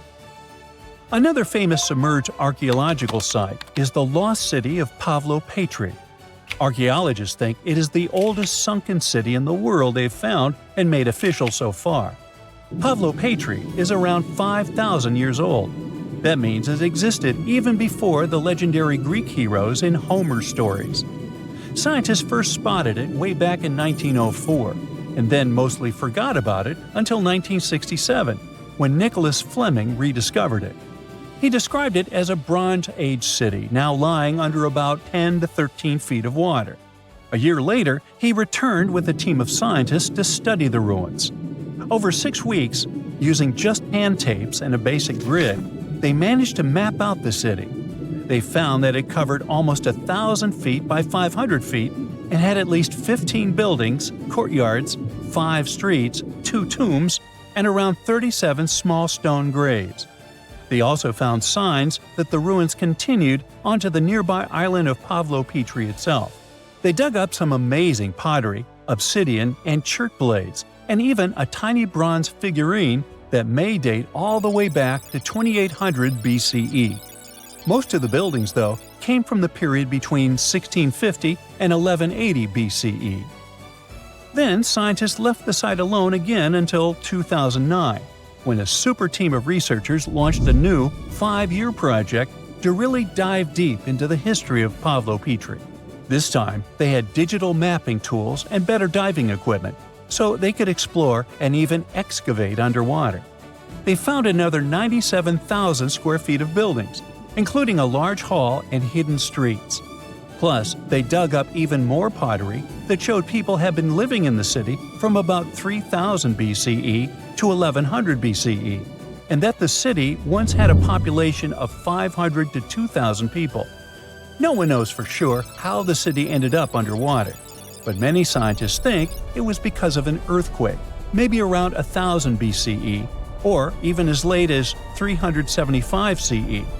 Because it's the oldest underwater city ever found, some people even believe Pavlo-Petri might have inspired the legend of Atlantis. Another contestant for the Atlantis title lies near Japan. Back in 1986, a local diver was exploring the waters near the Ryukyu Islands when he found a giant structure made of perfectly shaped steps and sharp edges. It was 82 feet underwater. Today, the Yonaguni Monument is one of the most mysterious underwater sites on the planet. The structure is nearly half a football field in size. It looks like a massive stone pyramid with layers of platforms and steps stacked one on top of another. No one really knows where it came from or who built it. Some experts think the monument might be more than 10,000 years old, which would make it older than the Egyptian pyramids. One theory is that it could be the last remains of a lost civilization called Mu, a mythical Pacific society kind of like Atlantis. Others believe an ancient culture that lived in Japan as early as 12,000 BCE might have built it. But many scientists and geologists are skeptical about this possible underwater ancient civilization. even though Yonaguni has narrow passageways, arched openings, and right angles that almost look like city blocks. They say that the site looks a lot like natural rock formations, like the Giant's Causeway in Northern Ireland, for example. The whole monument is still connected to a bigger chunk of bedrock, which means it wasn't built piece by piece. And the way the layers of rock are stacked probably has more to do with earthquakes and tectonic movement. It's located in the very active Pacific Ring of Fire. One marine geologist kept going back down there, and every time he found something new. He says he spotted tool marks in the rock, symbols carved into stone faces, and even rock formations shaped like animals. He believes these carvings point to a culture that came from mainland Asia. He said he had identified 10 different structures off Yonaguni, including a ruined castle, a triumphal arch, 5 temples, and even a huge museum. These buildings seem to be connected by roads and channels, and some parts are surrounded by what could be giant stone walls. The explorer believes the city is at least 5,000 years old, based on stalactites found in underwater caves nearby, which would have only formed after the caves flooded. His supporters say they have never seen an earthquake create shapes like this, above or below water. But skeptics blame it all on erosion and insist that whirling underwater currents and sea creatures left holes in the rock. Now, if you want to form your own opinion about it, the spot is open for visitors, and it's definitely a super fun diving experience. The Sahara Desert is like a Mad Max movie. Scorching heat, endless dunes, and an overall barren wasteland. A place where no one could live, right? Well, forget all you know about it, because 5,000 years ago, the Sahara was a lush paradise of grasslands, lakes, and rivers, and the home of a ghost civilization that vanished without a trace. Our tale begins in the 1930s, when a Hungarian explorer stumbled upon a cave in the middle of the Sahara. Inside, he found something bizarre: ancient rock paintings of people swimming in a lake, surrounded by giraffes, hippos, and crocodiles. At the time, everybody shrugged it off as some symbolic depiction of the afterlife, because really, who would imagine a lake in the Sahara?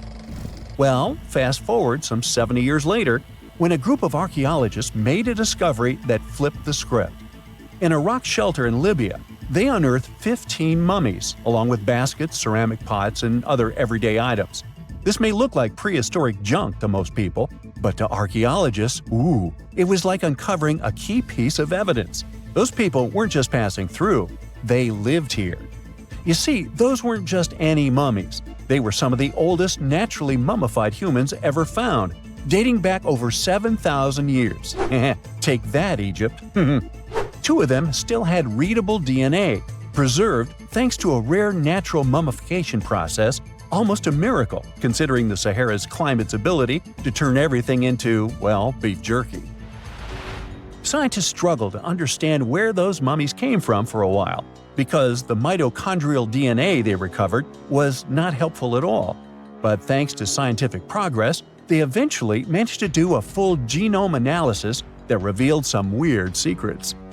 Those people belonged to a human lineage that was completely unknown, and they lived isolated from the rest of humanity for thousands of years. For decades, researchers assumed that the place where they lived, the Green Sahara, was like a prehistoric highway, a lush corridor that humans and animals used to migrate between sub-Saharan Africa and the Mediterranean. But the mummies demolished that theory, like a hippo sitting on a sandcastle. Their DNA showed 0 genetic mixing with sub-Saharan and Eurasian migrants, keeping their genes pure for 7,000 years.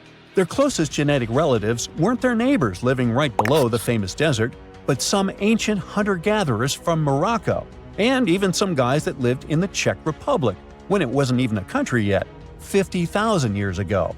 We're not out of the woods yet, because those mummies also carried some teeny-tiny traces of Neanderthal DNA, just 10% of the amount found in modern Eurasians. Now, if you paid attention in school, then you know that Neanderthals lived in Europe and Asia, and early humans only mixed with them after migrating out of Africa.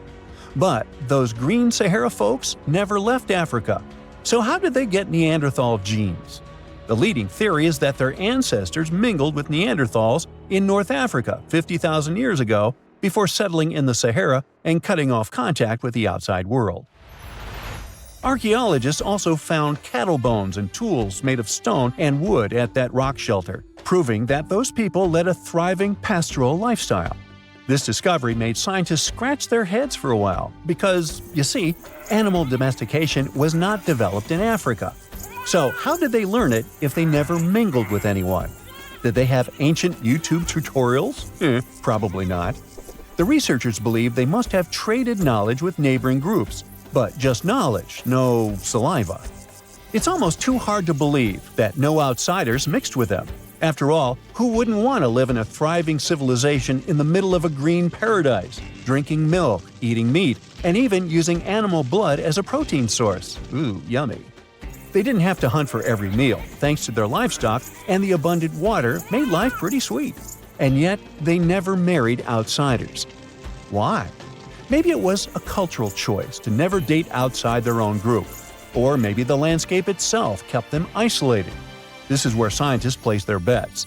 They believe that the dense forests and rivers that existed in the Green Sahara acted like nature's no trespassing sign, creating a geographical barrier that isolates animals, plants, and whole societies.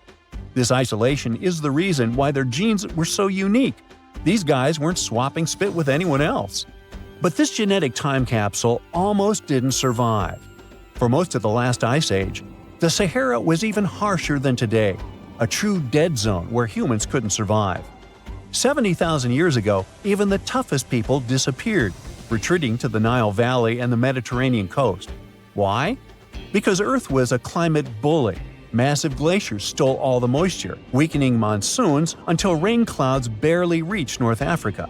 Then came the knockout punches. Armadas of icebergs flooded the North Atlantic, triggering devastating droughts each time. This was the Sahara's ultimate keep-out era.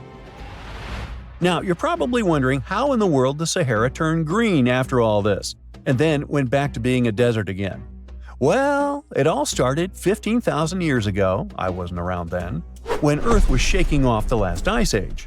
Our planet's axis was a bit wobbly, and because of that, the northern hemisphere got closer to the sun, getting extra sunlight and heat. This eternal summer turned North Africa into a giant moisture magnet, pulling water from the Atlantic and making it all rain down on the Sahara. The result of this ridiculous amount of rain was a lush savanna, complete with lakes the size of small countries. But the African humid period was not just a one-time miracle. The truth is, this eternal on and off switch between green and desert happened to the Sahara more than 230 times since the desert was born. During one of these events, the Sahara even expanded, getting bigger than it is today. So when the Green Sahara showed up, you can bet it brought the ultimate ecosystem glow-up. This wasn't just a light dusting of grass. We're talking full makeover. The transformation was so complete, it even reshaped animal populations. Cheetahs suddenly struggled with the new prey dynamics, while rodents like the multi-mammate mouse thrived in the suddenly abundant grasslands. But don't pack your prehistoric swim trunks just yet. This paradise had teeth.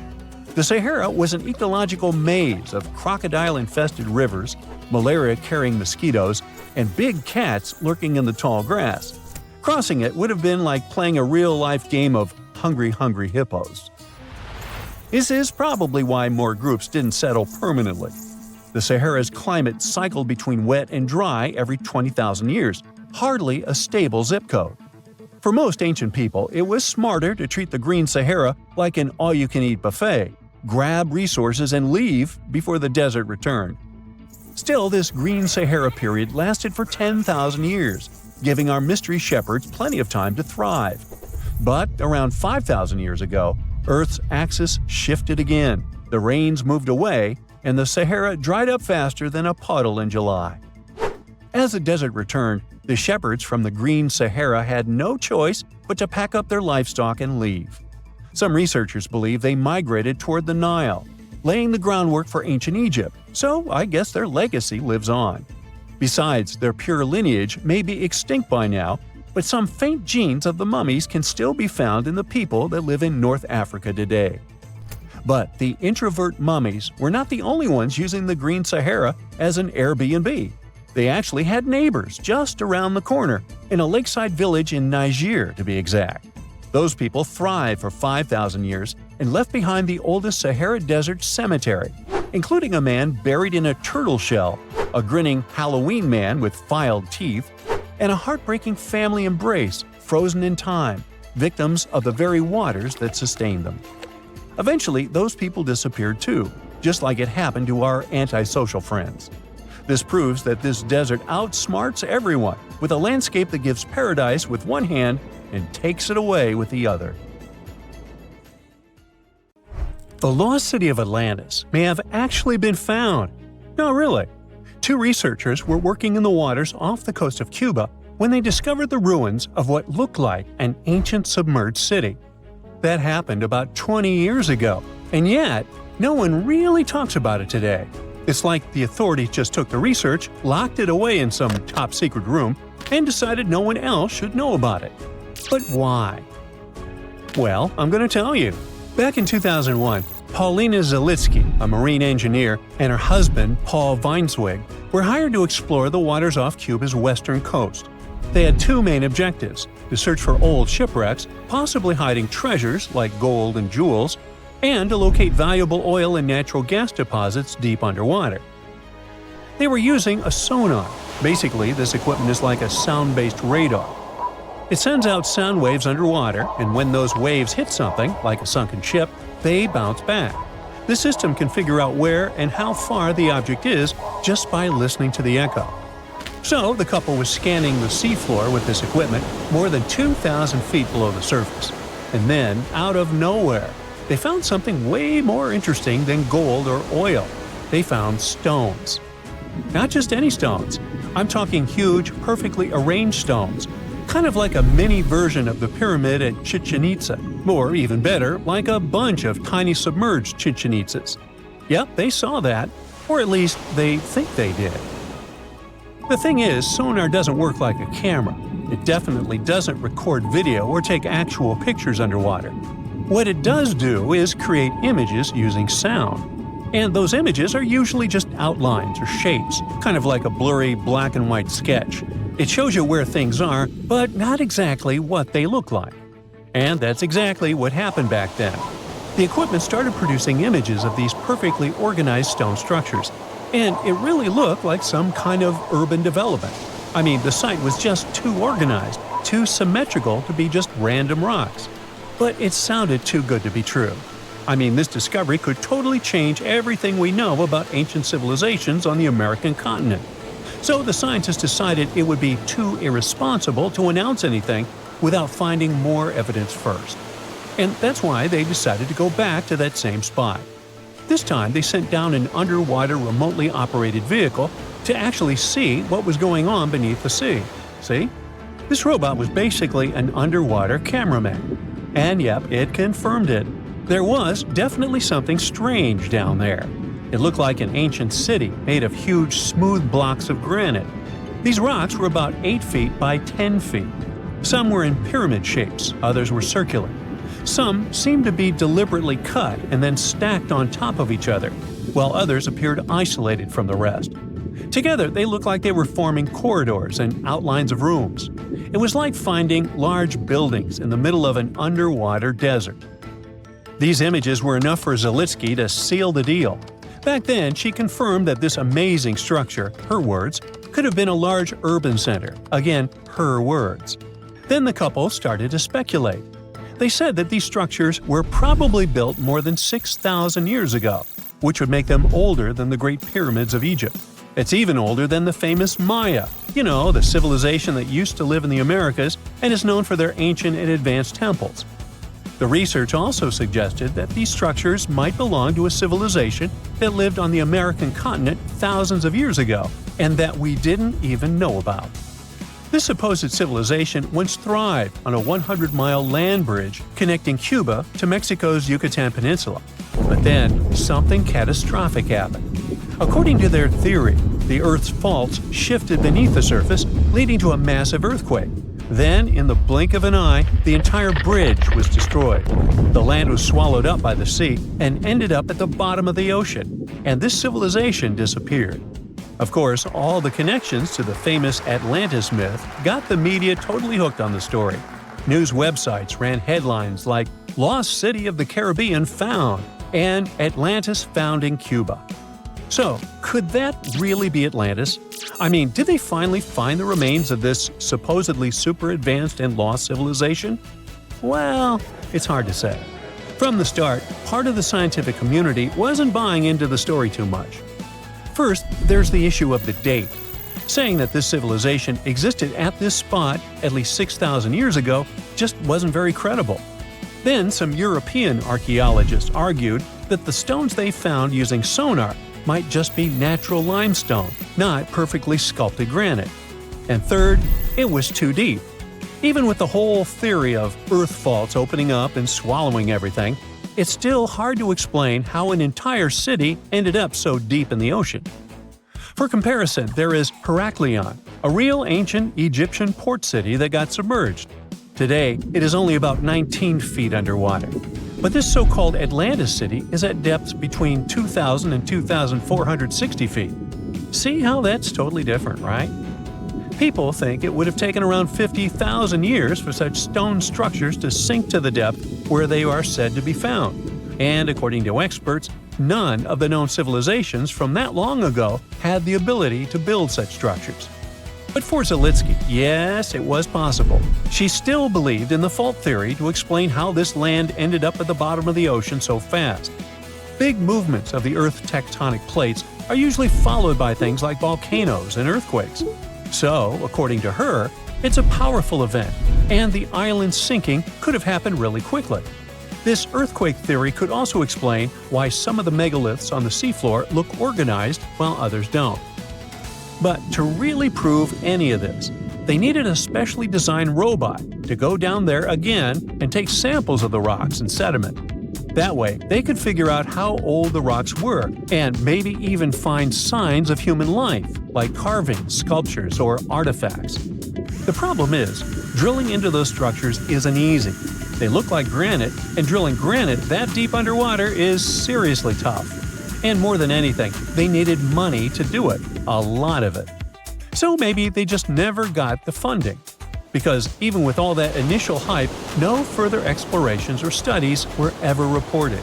And that lack of follow-up sparked a lot of speculation.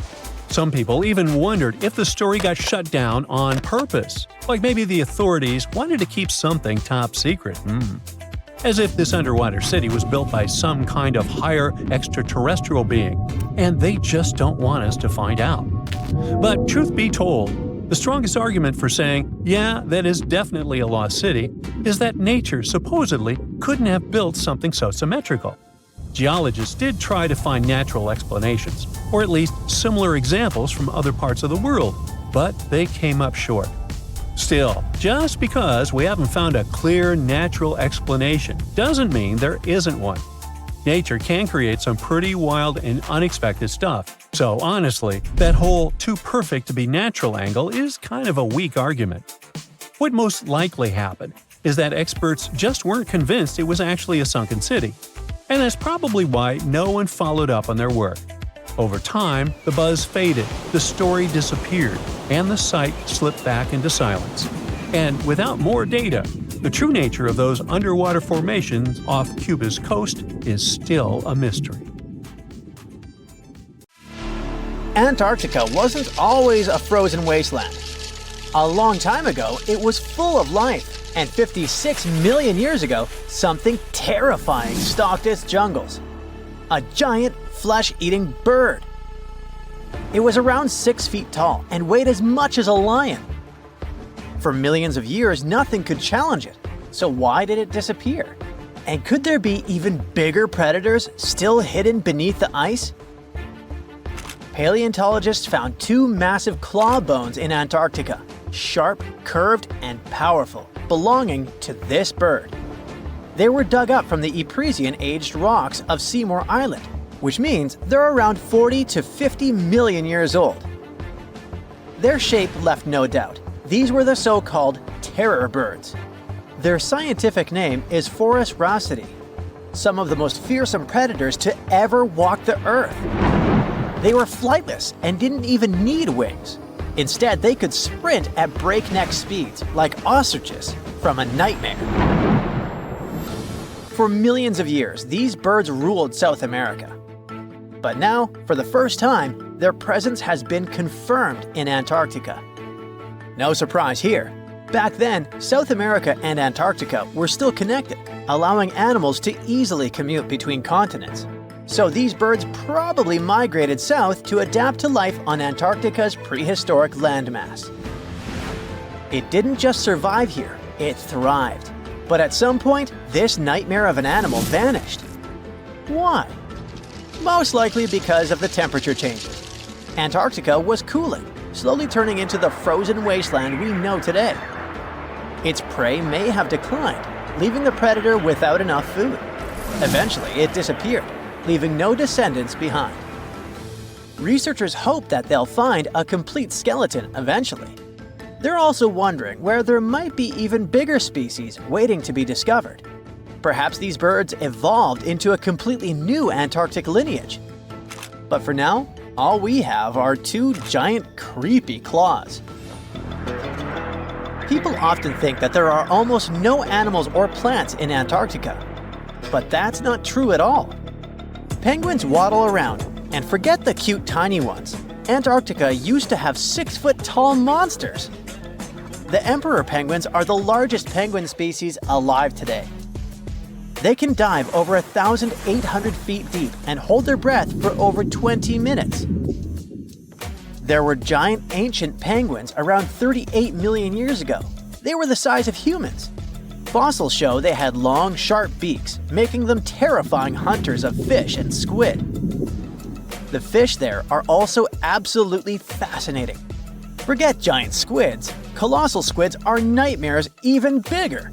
Some reach over 40 feet long with massive, super sharp beaks and eyes the size of dinner plates. Finally, orcas, the apex predators of the Antarctic Ocean. They hunt in packs, working together like a wolf pack of the sea to take down seals, fish, and even massive whales. There are even tiny plants like moss and algae. Antarctic hairgrass and pearlwort. They somehow survive against all odds. There are many other myths going on about Antarctica. For example, some people think that when icebergs break off from glaciers, they immediately start drifting straight into the open ocean until they melt. But the reality is way more chaotic. First, when an iceberg breaks off from a glacier or ice shelf, it has to deal with underwater obstacles. It can stay stuck on the seafloor for decades without moving. Then they get caught in powerful whirlpools and spin in place for months. One iceberg, a 23A, spent nearly 40 years frozen in place before finally breaking free, only to get caught in a swirling ocean vortex for another 8 months. After that, their paths are influenced by ocean currents, tides, winds, and even underwater topography. They don't just float freely, their movements are full of literal, unexpected twists. And speaking of glaciers, another strange rumor is that some humans can't travel more than 311 miles inland in Antarctica because of an impassable ice wall, freezing jet fuel, deadly winds, and no oxygen. But this is completely false. Antarctica has been explored by planes, vehicles, and even scientists on foot. There's an entire research station sitting at the South Pole. People live there all year long. The ice wall is real, a massive ice cliff rising above the ocean. But that isn't some secret barrier, it's an ice shelf. These are thick slabs of ice that form when glaciers slowly flow off the land and spread over the ocean. Almost 3/4 of Antarctica's coastline is made up of them, but they don't form some giant ring around the world. Antarctica is one of the most extreme places on Earth, but we've conquered its challenges, and we keep learning more about it every year. That's why every year, millions of dollars are poured into keeping research stations running, protecting wildlife, and making sure the people who live there have everything they need. But where does all this money go? Well, Antarctica stations are basically small cities. There's electricity, heating, water purification, food storage, and medical facilities. The biggest station, McMurdo, is basically a town with over 1,000 people in summer. It has everything from a fire station to a gym. The South Pole Station is super deep inland, so it's one of the hardest places to supply. Getting food and fuel there requires airplanes flying thousands of miles in extreme cold. But the internet loves a good mystery. When Google Maps revealed what looked like a massive doorway in Antarctica, conspiracy theorists went wild. People joked about everything from Bigfoot's vacation home to a secret base, or even a Star Trek spaceship hangar hidden in the ice. But there's a way simpler and less exciting explanation. It's actually a grounded iceberg, a chunk of ice that got stuck in shallow water and is now slowly melting. As ice moves across the landscape, it flows around bumps and obstacles, creating odd shapes. The process of melting, breaking apart, and refreezing can carve ice into unexpected forms. Antarctica also has incredibly strong downward-blowing winds that sculpt ice into dramatic formations over time. No secret doorway, unfortunately.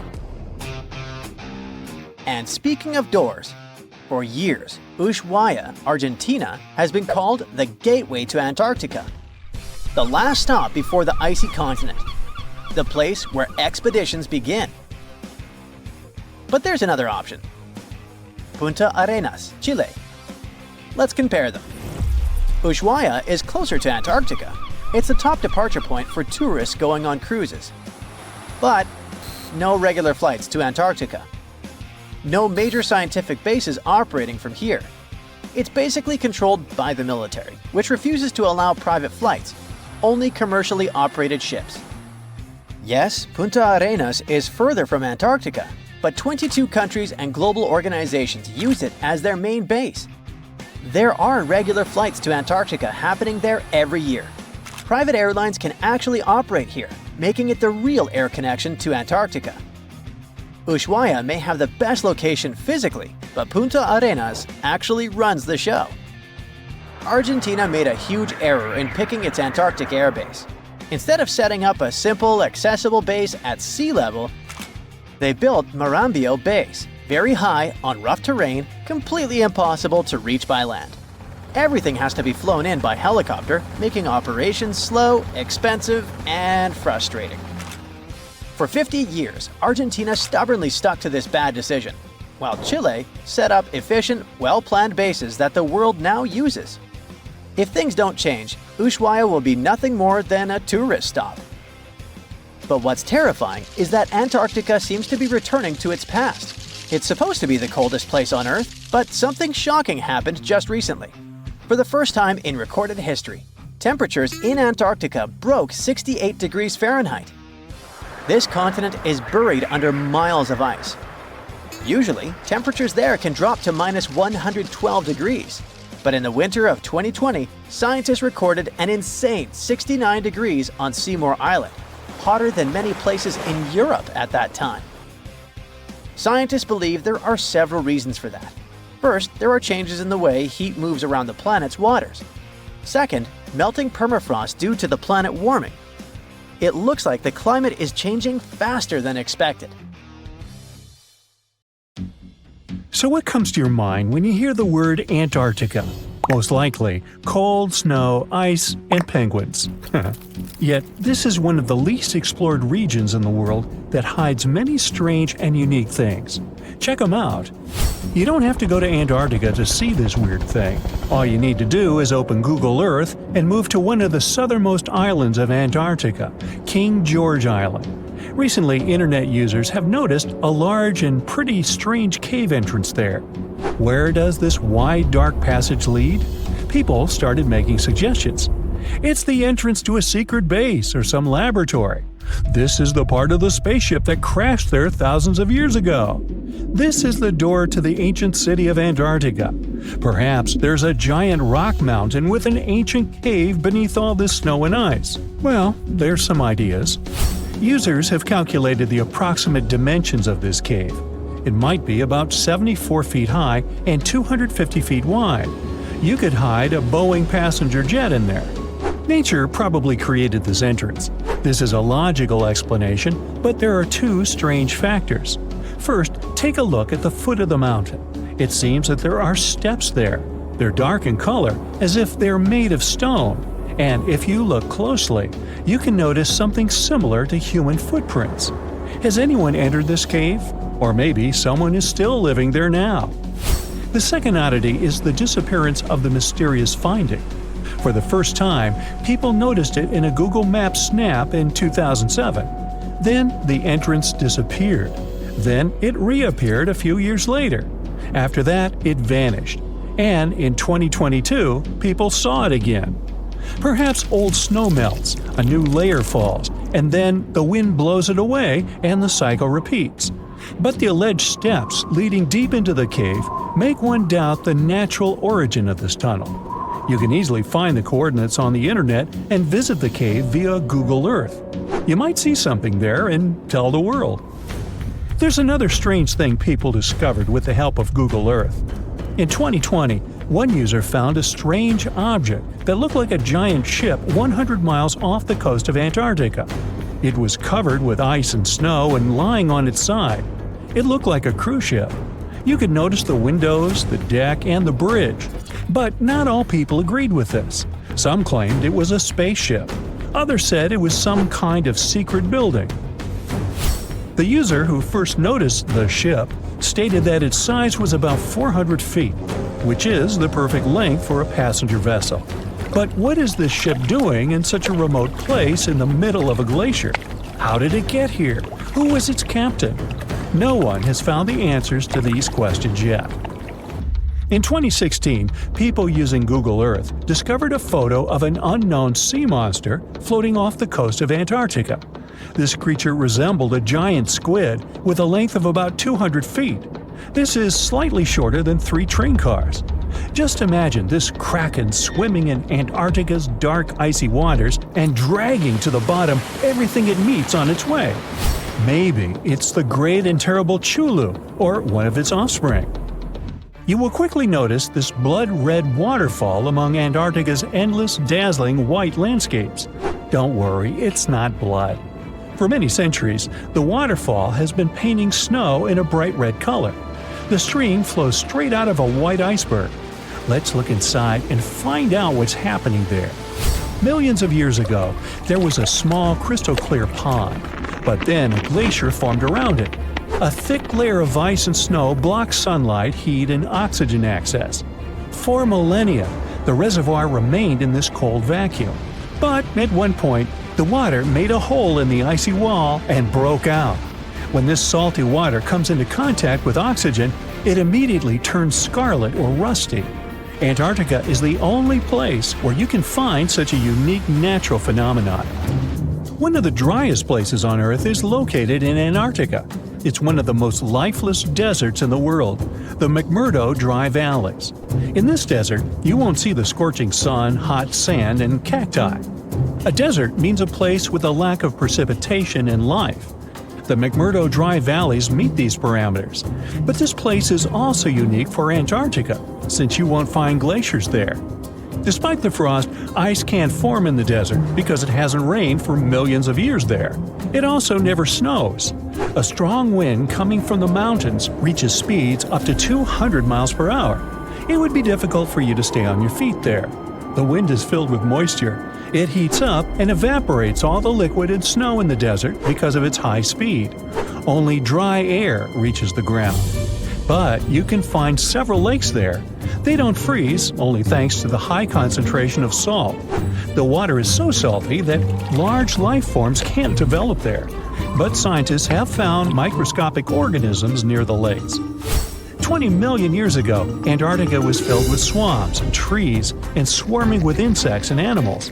But now, it resembles the surface of Mars, literally. Scientists and astronauts are exploring such regions as the McMurdo Dry Valleys, since the natural conditions there are similar to those on the Red Planet. So, before you go to Mars, you can practice living in similar places on Earth. Also, scientists discovered an underwater world in the Antarctic filled with hundreds of amphipods, crustacean animals similar to shrimp. Wait a minute, it happened in the Antarctic? But the McMurdo Dry Valleys are located in Antarctica. Well, the words are very similar, but what is the difference? Oh, and don't forget the Arctic. The Antarctic is the region in the southernmost part of Earth that houses the continent of Antarctica, and the Arctic is another land altogether. They have the same natural conditions, frost, ice, and snow, but they're located in different parts of the planet. The Arctic is at the North Pole, Antarctica is at the South Pole. Now, back to the discovery. Scientists put forward theories that the ice of the Antarctic hides a vast network of freshwater rivers and lakes, and in 2022, they found a new ecosystem. Researchers explored the Antarctic Ross Ice Shelf and its underwater rivers. This is a massive piece of ice floating in the ocean. A team from New Zealand used a special drilling rig equipped with a hot water supply to drill a hole 1,640 feet deep. That's more than the height of the Empire State Building. Then, they lowered some video cameras and saw thousands of crustaceans swimming in different directions. So it seems they're very unorganized. In the waters of the Antarctic, you can also meet some of the scariest creatures on the planet. These are sea spiders. They got this name because they resemble land spiders, but they're actually a species of marine arthropods. And unlike land spiders, those in the ocean are much larger. They look like 8 strong legs without a body. One such spider can be a dinner plate in width. Some of them have no eyes and have proboscises instead of jaws. Sea spiders are poorly studied because they live in deep, cold waters. Antarctica hides many little-known animals. There are long tunnels in its glaciers leading to scary darkness. On this cold continent, people have found the remains of giant dinosaurs and other ancient creatures, such as the ancestors of modern ducks. Many underground rivers and lakes hide unexplored wildlife. Even the ice here can be weird. Take a look at these striped icebergs. They have blue, black, green, and turquoise shapes. The color depends on the conditions of the water during freezing. For example, green lines appear because of algae, blue ones form when the water freezes too quickly. Okay, I'm freezing. Time to go thaw somewhere warmer. Hawaii. Yeah. It's 1898, and you're taking part in excavations in Sahara. This place, not far away from Cairo, is full of ancient tombs and pyramids. You're in your Indiana Jones mood and hope to find something really phenomenal to become famous. Gold, manuscripts, treasure maps, mummies of famous pharaohs. Wait, a wooden bird? You're really disappointed as it looks like a regular toy. An old one, but still. Little do you know that years later, someone would propose that your bird was actually an ancient monoplane. So the artifact, nicknamed the Sahara bird, is made of a sycamore tree. The birdie has a wingspan of just 7 inches and weighs around 40 grams. A perfect original souvenir from Egypt, I would say. It's over 2,000 years old and looks pretty plain, without any carvings of feathers or other intricate ornaments. It has a beak and eyes, though, which makes our find look like a hawk, the emblem of the deity Horus. Its tail is rather unusual as it's squared, looks weirdly upright, and it seems like the sunken part of it was the place for a now missing piece. Humans love solving a good mystery, so there have been several attempts to explain the use of the birdie. First, quite simply, is that it was a ceremonial object. The second idea is that it was a toy for a child from some well-off family. It could have been some sort of boomerang, which was a popular concept in ancient Egypt. Then there was a theory that the bird had been used as a weather vane.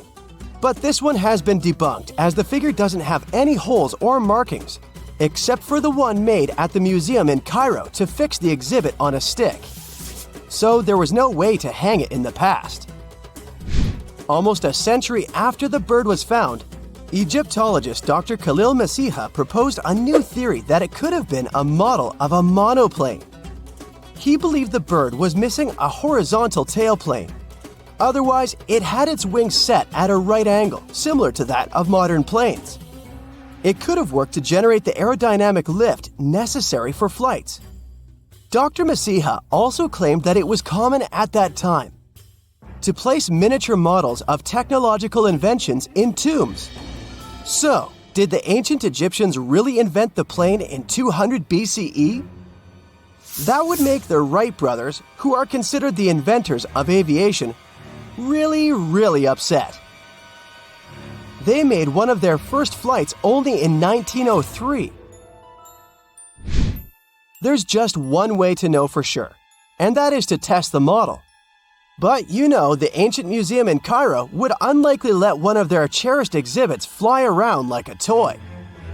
That's why glider designer Martin Gregory built a similar model, this time of balsa wood, and concluded that even with the missing tailplane, the plane wasn't much of a flyer. Case solved? Not really.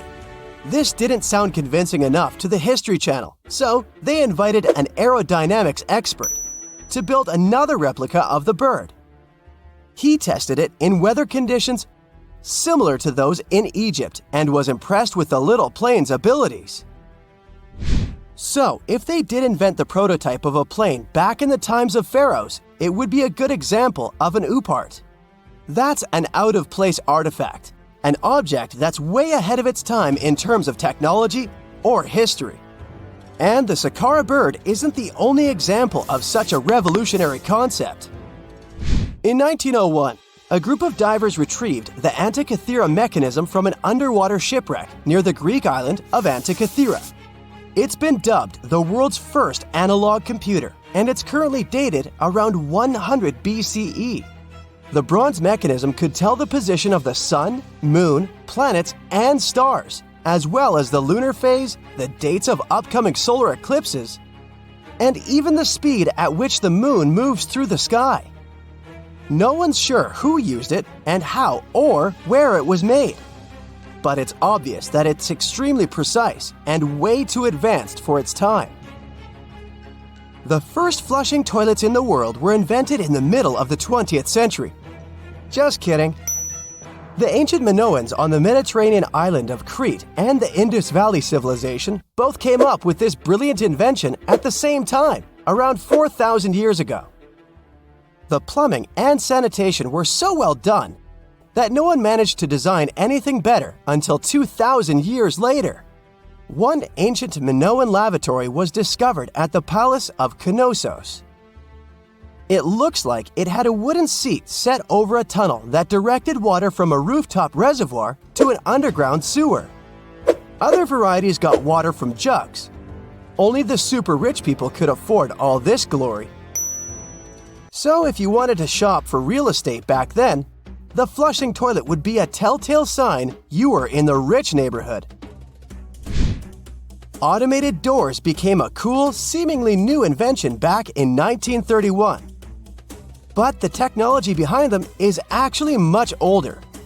Think the 1st century CE old. Mathematician and engineer Heron of Alexandria came up with a hydraulic system to open and close temple doors. To bring it into action, you need to light a fire to produce heat. There was a brass pot under the fire, half filled with water. The inventor connected the brass pot to containers that acted as weights. When the fire was burning, the water moved into the containers. They went down and pulled the ropes. It was nothing like a supermarket door that opens in front of you before you even have time to think. Heron's door took hours to open, and there was no way to stop the process. That's why they only opened the doors once a day before people entered the temple, to add some mysticism at the temple during ceremonies. Spooky. Looks like the first ever battery was invented in Baghdad around 2,000 years ago. A German archaeologist found this oval-shaped clay jar in 1938. Scientists are still not sure what purpose it served and who exactly invented it. There is a theory that it was used for electroplating objects with precious metals. When they filled it with a weak acid like vinegar, the battery produced around 1 volt of electricity. Another theory says it was a vessel for sacred scrolls. Would you like to buy contact lenses designed by Leonardo da Vinci himself? In 1508, he invented a glass lens with a funnel on one side. You were supposed to wear it with water inside to improve your vision. Sounds a bit uncomfortable, doesn't it? So, around a century later, French scientist René Descartes decided to improve the idea and make the cornea contact the future lenses. Contacts because they contact your eyes, get it? The glass tube with liquid did help improve vision, but blinking was sadly impossible. 2.5 centuries later, new technologies in the glass industry let scientists design contacts that would fit in the eye and even let the wearer blink. Thanks, guys! Still, those lenses were made of heavy blown glass and didn't let the eye breathe. About 50 years later, contacts became plastic, lightweight, unbreakable, and scratch-resistant, but still covering the entire eye. And then, in 1948, an English optical technician accidentally sanded down a plastic lens and figured out they'd still be in place even if they covered only the cornea. Imagine you're living in 19th century London and need to send a message to New York. It would have taken about 10 days to get there by ship. So when delivery time went from days to hours in 1858, it was a true sensation. The first message was sent by Queen Victoria herself. It was all made possible thanks to the transatlantic telegraph cable, running under the ocean. Sadly, the new cool invention only lasted a few weeks. It took years to bring it back to life.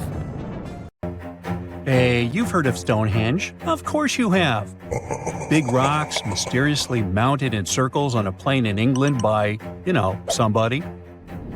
But what if England's Stonehenge is only a replica of another monument, and its builders just crossed the Atlantic and copied what someone had already done elsewhere?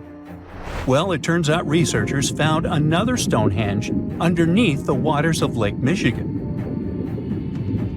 This lake is a hotspot for woo-woo unexplained things. A bunch of disappearances, plane crashes, and now this, an ancient underwater monument that looks strangely enough like Stonehenge. We couldn't help ourselves and needed to dive deep into this story. A ring of massive stones, arranged in a way that felt all too familiar.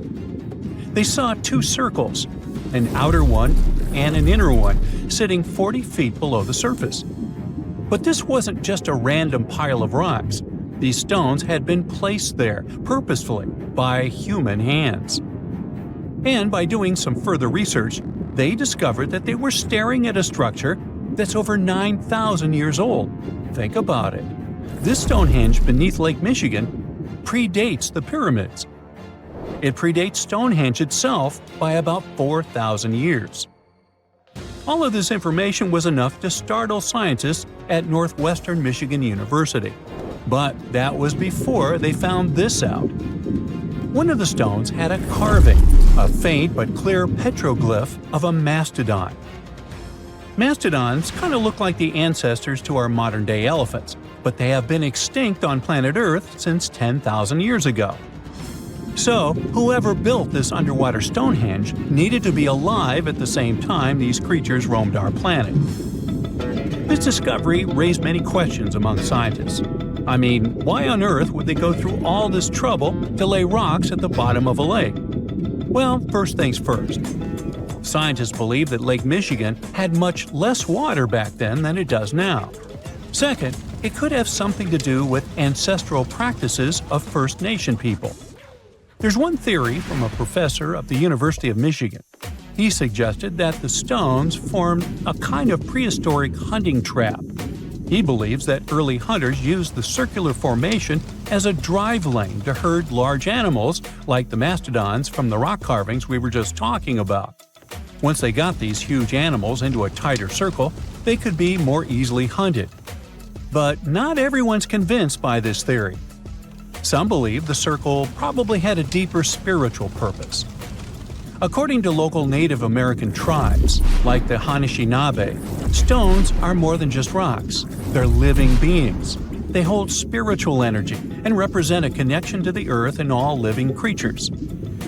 An elder from the Anishinaabe community even suggested that these stones are sacred, placed there by their ancestors to honor the land and its creatures. Scientists are trying to study the stone formation in depth, like about 40 feet. But that's the problem, actually. The fact that it's underwater makes it super difficult, since they don't have the best technology. Traditional archaeological tools don't work as well when everything is submerged, but promising new technologies like stereophotogrammetry, which literally means making 3D models of a site, are helping scientists study the stone circle more closely. Still, research is slow and expensive, so it's hard to know when this mystery will come to a close. As we said, Lake Michigan is a hot spot for unexplained phenomena. Its lakebed is filled with shipwrecks, such as the Thomas Hume, a sturdy American schooner. It also collects debris from airplanes that have suddenly gone missing while flying the area, such as Northwest Airlines Flight 2501 that disappeared in the 1950s. Some people even call the area the Lake Michigan Triangle, suggesting paranormal activities like what happens in the Bermuda Triangle might be going on. The lake spans over 22,000 square miles, which means it's almost two-thirds the size of the country of Ireland. In 2024, scientists were able to access another one of Lake Michigan's mysteries, the wreck of the Margaret A. Muir schooner. This 130-foot-long sailing ship sank over 130 years ago. The discovery was announced just recently by the Wisconsin Underwater Archaeological Association, the WUAA, whose team found the shipwreck sitting 50 feet below the surface just off the shores of Algoma, Wisconsin. Built in 1872, the Margaret A. Muir was a three-masted schooner built to carry heavy cargo across the Great Lakes. Her final voyage started out as a routine trip. Loaded with bulk salt, the ship left Bay City, Michigan, heading for South Chicago, Illinois. But on September 30th, 1893, things took a bad turn. Just as the Muir approached the town of Annapolis, now known as Algoma, a sudden storm hit. The ship began taking on water fast. The captain of the boat ordered his crew to abandon ship, and thankfully, they all made it to shore safely. For more than a century, the wreck sat undisturbed on the lakebed, its location a mystery. But thanks to a combination of historical research and high-resolution sonar, WUAA searchers finally found her in May of last year. The wreck is remarkably well preserved, with parts of the deck and gear still visible. Well, just a few lakes over to the left, researchers uncovered another impressive thing. At the bottom of Lake Mendota, near Madison, Wisconsin, researchers found 11 ancient canoes. They believe the oldest of the canoes dates all the way back to 2500 BCE. Now, if you don't get why that's important, it's because you're thinking with today's head. If in a classic Midwest highway you see a bunch of pickups, then back in the ancient days you see only canoes. They were the main mode of transportation for indigenous cultures. They were used to fish in deep waters, trade goods, and travel long distances. The reason why scientists were so excited with its discovery is because they had never found any proof of what canoes were being used for in this region back then. And to understand the local cultures that inhabited the area during this time period, they needed to have some information on that. This exciting discovery was announced by the Wisconsin Historical Society in May 2024. The first canoe, which they believe is around 1,200 years old, was pulled from the lake in 2021. Then a second one was dug up in 2022. And now divers have found at least 11 more canoes along what would have been an ancient shoreline, long since submerged. One theory is that these canoes were intentionally sunk to keep them from freezing or warping in winter. It's possible people stored them in the same spot for generations. Or maybe this is just a small part of a much bigger settlement.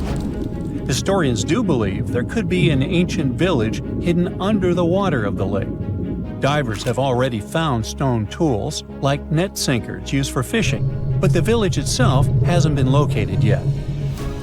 Truth is, while the Great Lakes often steal all the thunder, scientists point out that smaller lakes like Mendota have stories too. The Wisconsin Historical Society is working closely with Native nations to piece together more about the lake's history. You'll need to believe me when I say there is a third Stonehenge, all the way under the waters of Lake Constance, Switzerland. I mean, think of it like Stonehenge's cousin. Archaeologists began to discover this back in 2015, when they found a line of 170 man-made stone cairns under the lake. Scientists say this was most likely the work of several villages, and that the cairn site was probably used for some collective purpose because, well, the formations are huge. Some of them are several dozen feet wide, and they can build up to 6 feet. The most amazing discovery so far is that the site dates back to around 5,500 years ago. So around the time the original Stonehenge was being built. Some of the facts that link them together are their construction dates, as well as the distinct characteristic of stone monuments built in a circular format. Scientists don't know much about this site yet, but hey, I see a pattern manifested all over the world, don't you? Lake Michigan is one of the largest and most mysterious freshwater lakes in the United States. And now, deep inside it, scientists have stumbled upon something unexplainable. Vast, round craters scattered all across the lake's floor. It all started in 2022.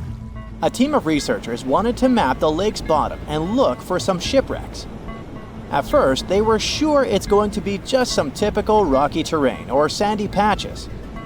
But what they saw on their sonar screens stopped them cold. Strange, circular shapes that looked almost too perfect to be natural. They were hiding about 500 feet beneath the surface, in places where the water turns dark and impenetrable. Those guys are huge, ranging from 300 to 600 feet wide. They also plunge nearly 40 feet deep. And there are dozens of them, neatly arranged like some footprints. But the team had no idea what these things were. Then, in August 2024, the mystery only deepened. Using a remotely operated vehicle, they got a closer look at these formations. There were about 40 of them. No one had ever seen anything quite like this before in the Great Lakes. What could have created those craters? Could they be ancient?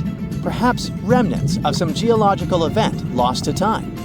If that's the case, it's weird how long these holes have likely been sitting there, undisturbed. Theories started popping up. One possibility was that they could be sinkholes, or dolines. Those are basically holes that suddenly appear in the ground when the surface layer collapses. The rock beneath the surface, often made of limestone, gets slowly dissolved by water over time, creating voids underground. When the surface of those voids can no longer hold its own weight, it caves in, and this forms a hole. Think of it like when you poke a straw through the lid of a drink. Sinkholes can be small dips or huge, spanning up to 2,000 feet. They can happen gradually or all at once. Sometimes they can swallow entire cars or even buildings. And Lake Michigan sits on limestone bedrock. It erodes pretty easily when water flows through it. Sinkholes like these have already been found in Lake Huron, and they look kinda similar. But there are some plot holes, no pun intended, with this theory. For example, it's wild how they all would be so huge. It's also weird and pretty rare for sinkholes to occur in a lake bed. They also kinda resemble a straight pattern. They seem to extend generally southward, forming a loose line, which is pretty weird. If these are sinkholes, then they're definitely not playing the usual geological rules. Though it might be some new, unusual process at play beneath the lake's surface that we haven't discovered yet. There's another theory though. Glaciers. Glaciers are wild rivers of ice. They covered much of the Earth during the last ice age, and they're incredibly powerful. While they might move slowly, sometimes only a few inches per day, they have such immense weight that they can reshape entire landscapes over thousands of years. Glaciers can grind and scoop the land beneath them. They're basically like colossal bulldozers. Their weight, combined with the slow but steady movement, grounds down everything beneath them: rocks, soil, even bedrock. This can create deep gouges in the Earth's surface, called glacial troughs. During the last ice age, there were lots of glaciers all over the northern US, including the Great Lakes region. If they moved across what is now Lake Michigan, they could have carved out these deep holes. Glaciers often move in a pretty straight path. As they move, they cause terrain to erode, but the resulting erosion varies based on terrain. Sometimes there are places where the bedrock is softer or fractured, and these places are more easily carved and crushed by the glacier. That could explain why some holes could be bigger and deeper than others. Harder bedrock is less affected. But usually this leads to rounded, crescent-shaped depressions known as chatter marks. Those marks are more like grooves rather than circular, big craters like those in Lake Michigan. Once the glaciers melted, the Great Lakes themselves formed. If the craters were formed by them, they may have filled with water, becoming part of the Michigan Lake. Though this theory is more like a speculation, so we need more evidence. But there's another layer to this mystery. The craters are not just curious geological formations. They actually may hold valuable clues about early life on Earth. Parts of Lake Michigan, especially dark ones, are relatively low in oxygen. It's like a lighter version of deep ocean environments that often have very little of this element. For example, hydrothermal vents deep in the ocean, underwater openings in the Earth's crust with some hot, mineral-rich water that are often very low in oxygen. But some organisms love places like these. For example, opossum shrimp. Teeny tiny shrimp-like creatures that love cold, deep waters. They get their name because they have a pouch to carry their young until they're ready to be on their own, like an opossum. Or deep-water sculpin fish, small bottom-dwelling fish that also enjoys cold lakes. They're well adapted to living in dark waters and usually stay close to the lake bed. And weird organisms like invasive quagga mussels, which kinda look like shells. These are small freshwater mussels that have spread there to the Great Lakes. They attach themselves to hard surfaces and can cause problems for ecosystems by competing with native species for food and space. All these guys could be in Lake Michigan, and even more. There might be microbes or even bacteria that are specially adapted to these harsh conditions, just like it was in Lake Huron. There's only a handful of creatures that could survive deep within these craters, and studying them could give us insight into how life once flourished in Earth's ancient, oxygen-poor oceans. That's because it's in places similar to these where some of the earliest life forms thrived. Early Earth had an atmosphere with little oxygen, although it was much more hot, and ancient microbes adapted to this. The Great Lakes, especially Lake Michigan, have always had a bit of a ghostly reputation. Like even this mission was organized to study the shipwrecks. There were about 6,000 of them in the Great Lakes. Many of these wrecks are still sitting on the lake beds, preserved by the cold, fresh waters. And shipwrecks aren't the only strange things tied to the Great Lakes. Over the years, there have been stories of unexplained disappearances. Boats and even planes have vanished without a trace. The lakes, often calm on the surface, can suddenly turn dangerous with unpredictable storms and massive waves, leading to these mysterious events. Not even mentioning all the creepy stuff people noticed there over the centuries, such as ghostly lights above water or bizarre weather patterns like eerie, sudden fogs that seem to appear out of nowhere. In 2007, they even discovered some prehistoric structure that looks like Stonehenge there. Well, it was way smaller, but still. It lay about 40 feet below the surface in the heart of Grand Traverse Bay, and it's speculated to be about 9,000 years old, way older than Stonehenge. Looks like this is a print of those who lived in the area thousands of years ago. These massive stones are arranged in a careful, winding pattern stretching over a mile. They range in size from basketballs to compact cars. But one, in particular, stands out. A boulder 3.5 to 4 feet tall, 5 feet wide. It's etched with the image of a mastodon, a creature that roamed the Earth about 11,000 years ago before it went extinct. It probably sank there during the end of the last ice age we mentioned. This period had reshaped the region. This place is underwater now, but back in the day, it was still dry land. So the stones were probably created by people who lived there, though we're not sure why. Were they used as hunting blinds? Or was it some sort of an ancient calendar? Who knows? Only about 15% of the Great Lakes floors have been explored. Now, scientists are gearing up for a deeper dive into this mystery, both literally and figuratively. They want to analyze the lake beds surrounding the craters, hoping that maybe something in the environment around them might have caused them to appear. They have initiatives like Lakebed 2030. These missions should map the entire underwater landscape. This would help us learn tons of interesting stuff about Lake Michigan and our planet's past. Who knows what other secrets these dark waters hide? Scientists have discovered a never-before-seen pyramid immersed in the sands of Judea. After a little digging, they discovered that it held treasures that had been untouched for over 2 millennia and historical secrets that we can only now access.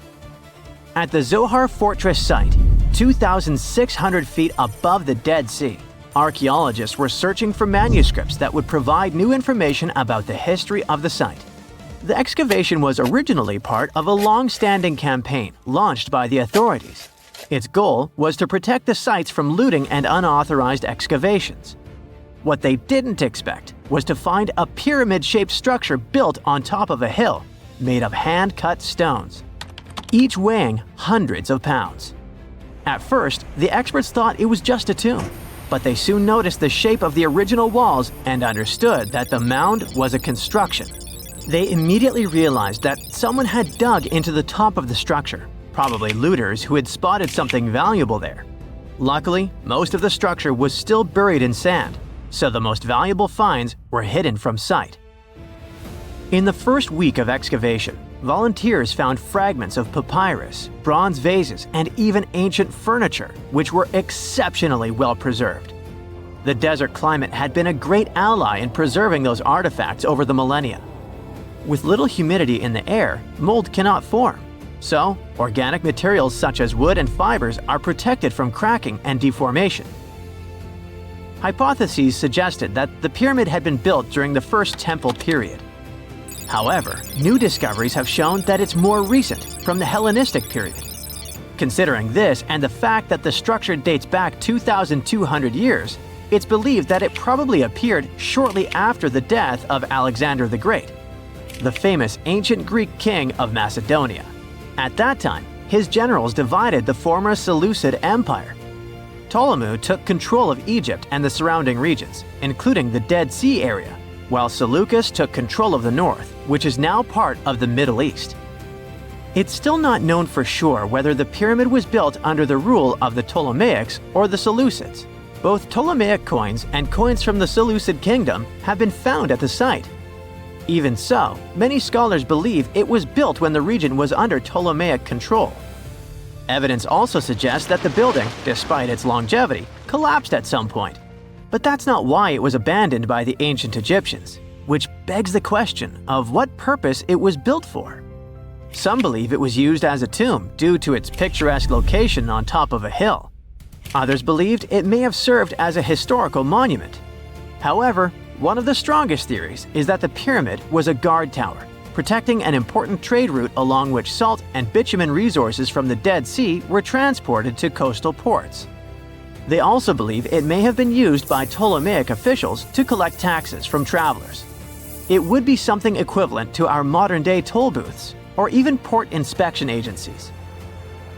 Although the contents of the papyrus documents remain a mystery, it seems very likely they were written using the Greek alphabet, and some experts believe that they may have been tax documents, which would make perfect sense, given the theory that the pyramid was a guard tower. The team calls it a fascinating historical mystery that the dig is helping to unravel, but the find is just a grain of sand in an entire desert. The dig is part of a larger project that's been going on for a long time. And in the last 8 years alone, it has scanned 111 miles of desert cliffs and identified approximately 900 caves within that radius. Using rappelling equipment, advanced technology, and specialized documentation methods, archaeologists discovered thousands of rare items, such as hidden scrolls, woodworking tools, carpets, leather goods, and even treasures. For them, the Judean Desert is an ancient vault just waiting to be opened to reveal its secrets. A few years before they found the mysterious pyramid, they discovered a cave that had served as a refuge for Jewish rebels almost 1900 years ago. The site was about 262 feet from the top of a cliff, and because of its difficult access, it hadn't been explored yet. Inside, they found previously unpublished fragments of the Dead Sea Scrolls that contained religious passages written in Greek. 11 lines of text were reconstructed thanks to the good condition of the papyri. So, scientists were able to identify their etymological content. Probably the best thing, there was no problem with preservation. Thanks to the dry and hot conditions of the desert, the artifacts were in impeccable condition. And there were other historical treasures there. The teams found rare coins, a partially mummified skeleton over 6,000 years old, with skin, tendons, and even strands of hair. There was also a giant basket made of plant fibers, considered the oldest in the world, more than 10,000 years old. With a capacity of up to 26 gallons, it was made about 1,000 years before the invention of ceramics.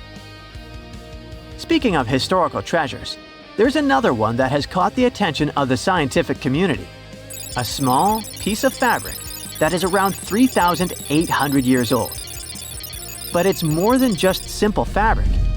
Dyed with the rare scarlet paint mentioned many times in ancient religious texts, this find is the oldest known evidence of fabric painted with a dye made from insects, known as scarlet worms. This is where the intense red hue comes from. It was a highly valued color, like royal blue and purple, because those insects lived in oak trees and could only be harvested for a short period during the year. So, those dyes were reserved for sacred fabrics, such as priests' clothes, marking status and religious importance. And although this discovery had great significance for archaeology, its size was actually tiny, measuring less than 1 inch. The fragment was discovered in 2016 during excavations in the so-called Cave of Skulls, but it's not known exactly how this fabric got there. According to experts, it's evidence that people knew how to dye wool fibers already 3,800 years ago or so. It also provides us with proof that the ancient textile industry already used animals at about the same time people began to create written sources. Fabrics painted using this type of dye were recorded in more recent periods. But what makes this piece really special is the fact that it is much older than any other. Another important discovery was made in 1980, when scientists found a seed that was over 1,000 years old, which turned into a mysterious tree named Sheba. They spent 14 years cultivating this plant, which is now about 10 feet tall, only to discover later that it could belong to an extinct lineage of trees that had grown in the region. The seed dates back to a period between 993 and 1202 CE, and they believe that Sheba may be a biblical tree commonly associated with healing. Although it's not been possible to identify the exact species, since the tree hasn't flowered, we know that it belongs to the genus Commiphora, which is related to famous African plants, such as the myrrh tree. But time has revealed something even more special.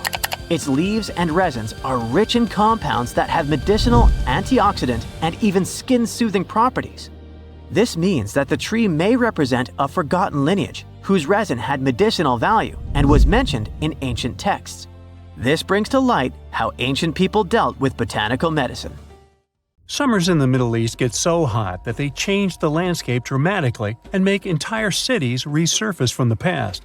That's what happened in 2018 when the city built by a mysterious empire on the Tigris River was finally released from its water trap. Archaeologists rushed to the location as they didn't want to miss a rare chance to excavate the site and learn more about the history of the place. They believe they've found the Bronze Age city Zakiku, founded over 3,000 years ago and fully submerged in the 1980s when a dam was built in its place. It used to be a busy hub for the Mitanni Empire for caravans on the popular trade route. It had water, which is a rarity in the area, and it was a guarantee for success. We know very little about the once powerful empire, as scientists haven't found any written chronicles in the excavated sites. That's why the archaeologists were thrilled to find an entire palace for the local ruler. Several years later, when the area became free from the water again, they found some fortifications to protect the city from foes. The highlight of their expedition was finding a huge public storehouse for trade goods and harvests, piles of wheat and barley, and imported metal and wood. Bread was the staple food for the locals, and they also loved big pots of vegetable soups and stews for lunch. Each household kept sheep, goats, cows, and pigs, so they had a steady source of milk and meat for special occasions. All the constructions found so far were built from bricks molded from mud. The walls that were underwater for over 40 years are so well preserved as if they went down yesterday. The royal palace stands out as it's larger than the other constructions, has thicker walls, and even pavements made of baked mud bricks that were sealed to be waterproof. The local king must have been in good relations with the emperor of the larger empire, of which Akiku was dependent. Traders who lived in the city collected wooden beams and took them to storehouses. The beams arrived down the Tigris River from the forests in the mountains in the north and east of Mesopotamia. Merchants came here to sell their goods and then crossed the Tigris on their way to the borderlands. Zakiku was thriving as a center of commerce for about 6 centuries until it was hit by a massive earthquake in 1350. Archaeologists found 5 ceramic vessels holding over 100 clay tablets made close after the earthquake. It's almost a miracle that small tablets of unfired clay managed to survive underwater for decades. People who created those must have carved notes on clay while it was still wet. They wrote about anything, from newly stored harvests to notes for other kingdoms. Then they would let the message dry in the sun. Scribes even had to learn a different language so that everyone outside the city could read it. Scientists believe the tablets they found used to be part of a private archive. They hope to decipher the notes to learn more about the history of Zakiku and the whole empire after the terrible earthquake.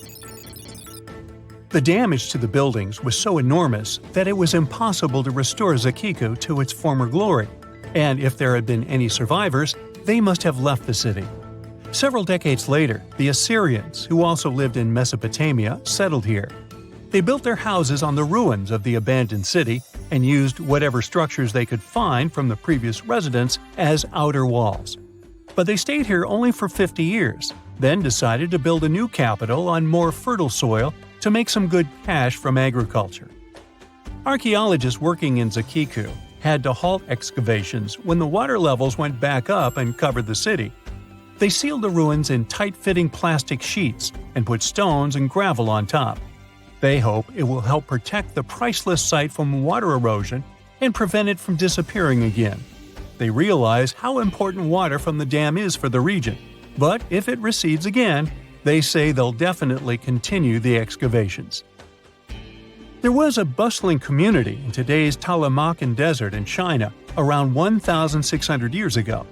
It lived along the Nija River, which ran through the desert for miles and got its water from the melting snow in the mountains.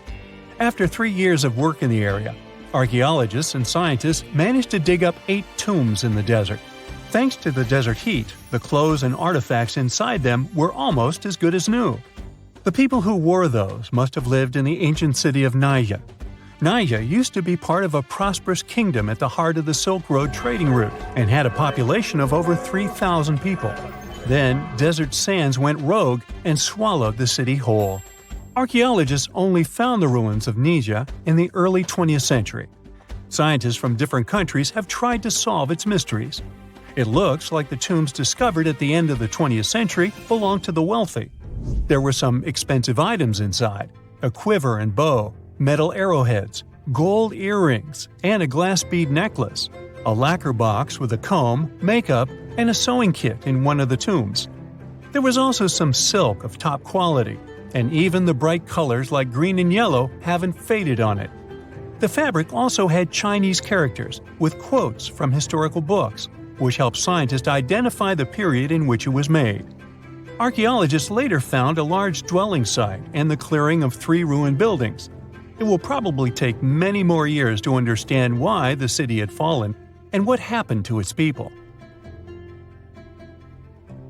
Saudi and French archaeologists teamed up near Riyadh, the Saudi Arabian capital, and stumbled upon an ancient settlement dating back 8,000 years. The scientists used all sorts of cool tech, like laser scanning, drones, and aerial photography, to unearth this Neolithic-era gem. They found the settlement in a local archaeological hotspot. Among the treasures they uncovered were a stone temple, remnants of an altar, and over 2,000 graves. All these finds tell us about ancient practices and rituals. The team also found the foundations of 4 massive buildings, corner towers, and open-air courtyards, all with underground reservoirs to store water for agricultural use. There was also a smart irrigation system with canals and cisterns, which let the city thrive in one of the driest deserts in the world. Rock drawings etched into the nearby mountain depicted the daily life of the locals. The excavations have been going on in the area for over 40 years, and scientists still keep finding new artifacts to answer more of their questions. Fishers have stumbled upon ancient bones, tools, and artifacts that are 9,000 years old on the North Sea floor. British and Dutch archaeologists and paleontologists rushed to see the finds as they were hoping it could be evidence of the submerged Doggerland. And they weren't disappointed. There were even perfect sets of footprints left by Mesolithic people who lived here. 12,000 years ago, during the last major ice age, the British Isles weren't islands at all. There was a landmass made of many hills, marshlands, and dense forests that connected them to the European continent. That landmass was Doggerland, where a prehistoric hunter-gatherer society lived and thrived. But then, the sea level started going up at the speed of 3 to 6 feet a century as glaciers were slowly but surely melting. The locals had to move to areas that today belong to England and the Netherlands. Experts decided to learn more about the history of Doggerland, using data from oil companies working in the North Sea. So far, they've created digital models of what the area of 18,000 square miles might have looked like before it vanished beneath the waves. They still need to analyze samples of ancient insects and plants and the DNA of animals to get a full picture. It's the first day of your long-awaited trip to the Amazon forest. You flew all the way to South America. More specifically, you landed in the city of Manaus. It's the heart of the Brazilian Amazon. So far, you've traveled by air, car, and now water. You are on a tiny boat moving through the dark waters of the Amazon River. Yes, the river is also called the Amazon. And just FYI, it's the second longest river in the world. It loses only to the Nile River in Egypt. The Amazon sprawls for an impressive 2,700 square miles, beginning in Peru and ending only when it meets the Atlantic Ocean off the coast of Brazil. To get a closer look at the forest, you decide to start by exploring it by boat. First up, you watch some piranha fishing. You can even try to catch one yourself if you like. As you may know, piranhas are carnivorous fish that inhabit the Amazon River, so it might not be your best option to go swimming in these waters. One of the most emblematic species of alligators present in the Amazon River basin is the broad-snouted caiman. It looks pretty much like a regular alligator, except for the fact that it has a yellow chin. Your guide leaves the boat and searches the water to show you a caiman up close. He also tells you of another legendary creature that lives in the dark waters of the river, the pink dolphin. Lucky you get to witness a family of pink dolphins showing their fins near your boat. They look magical from the place where you're sitting. You've probably never known dolphins can be pink, huh? After a few mesmerizing moments, you discover that the dolphin's pink color is nothing but an illusion.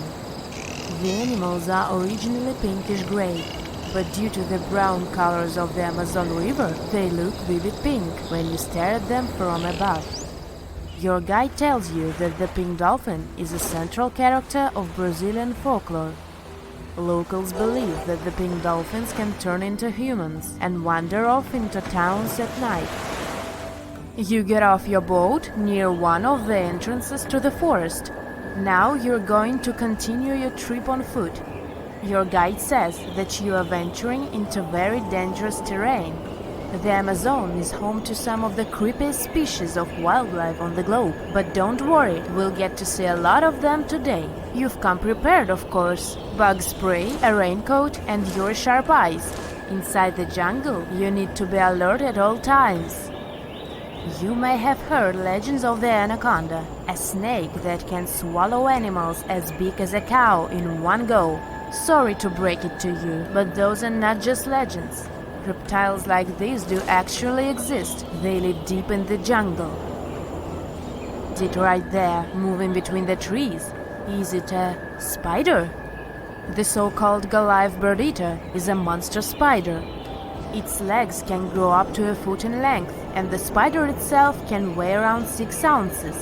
It's also known as the king of tarantulas. You shouldn't get too close, of course. It's not venomous to humans, but its bite can surely sting. As its name suggests, the Goliath bird-eater can even eat birds, as long as they are smaller than it is. Up next, you run into another species of spider that draws your attention. This one is so tiny that you almost don't see it. It's known by the popular name of the decoy spider.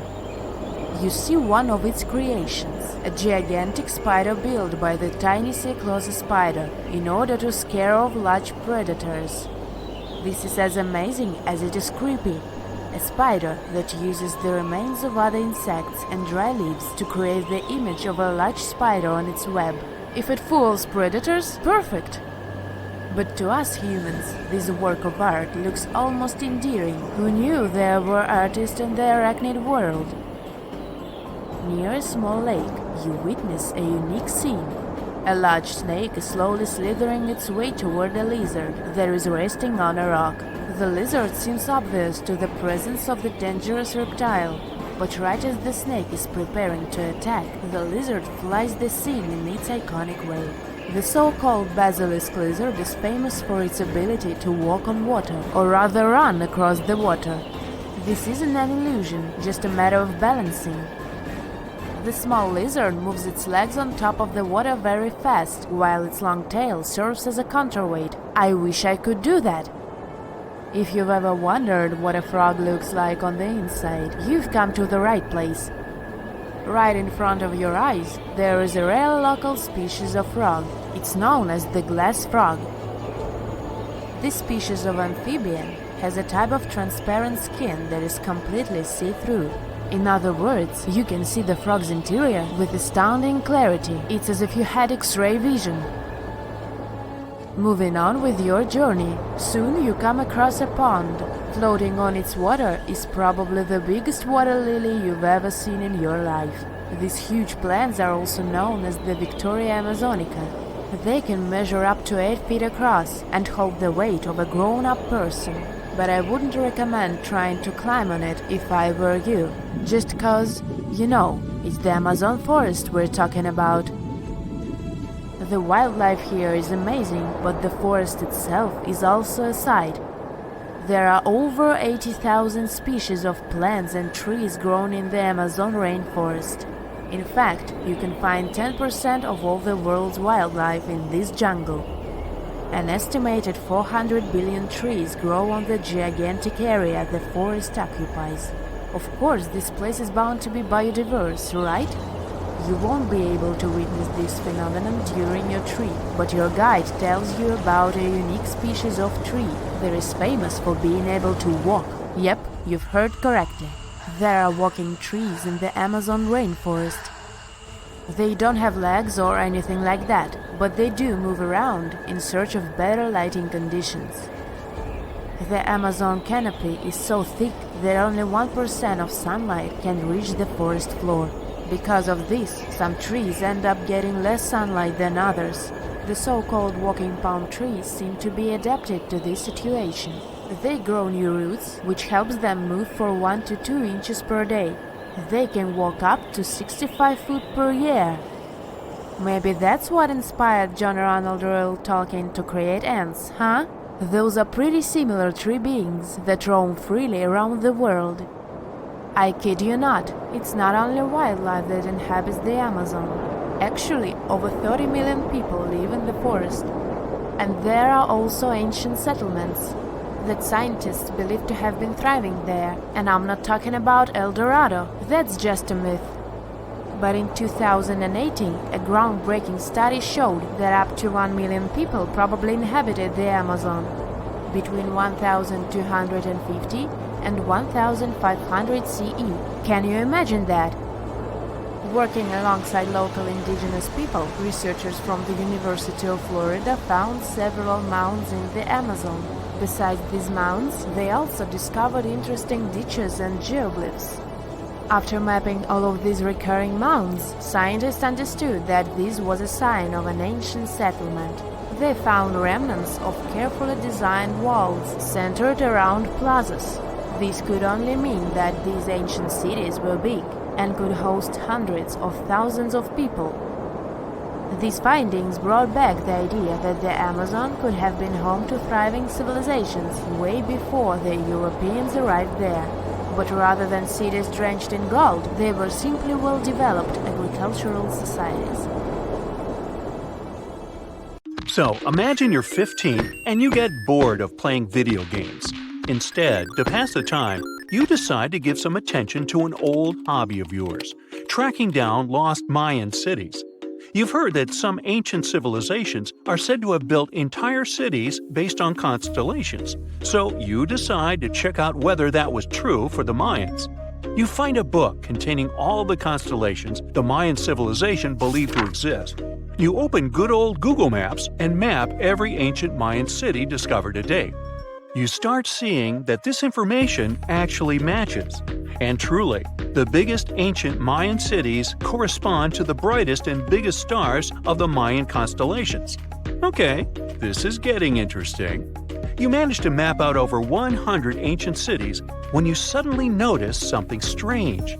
There's an area in the Yucatan Peninsula in Mexico where archaeologists have unearthed 2 Mayan cities. But on the constellation map, there are 3 stars.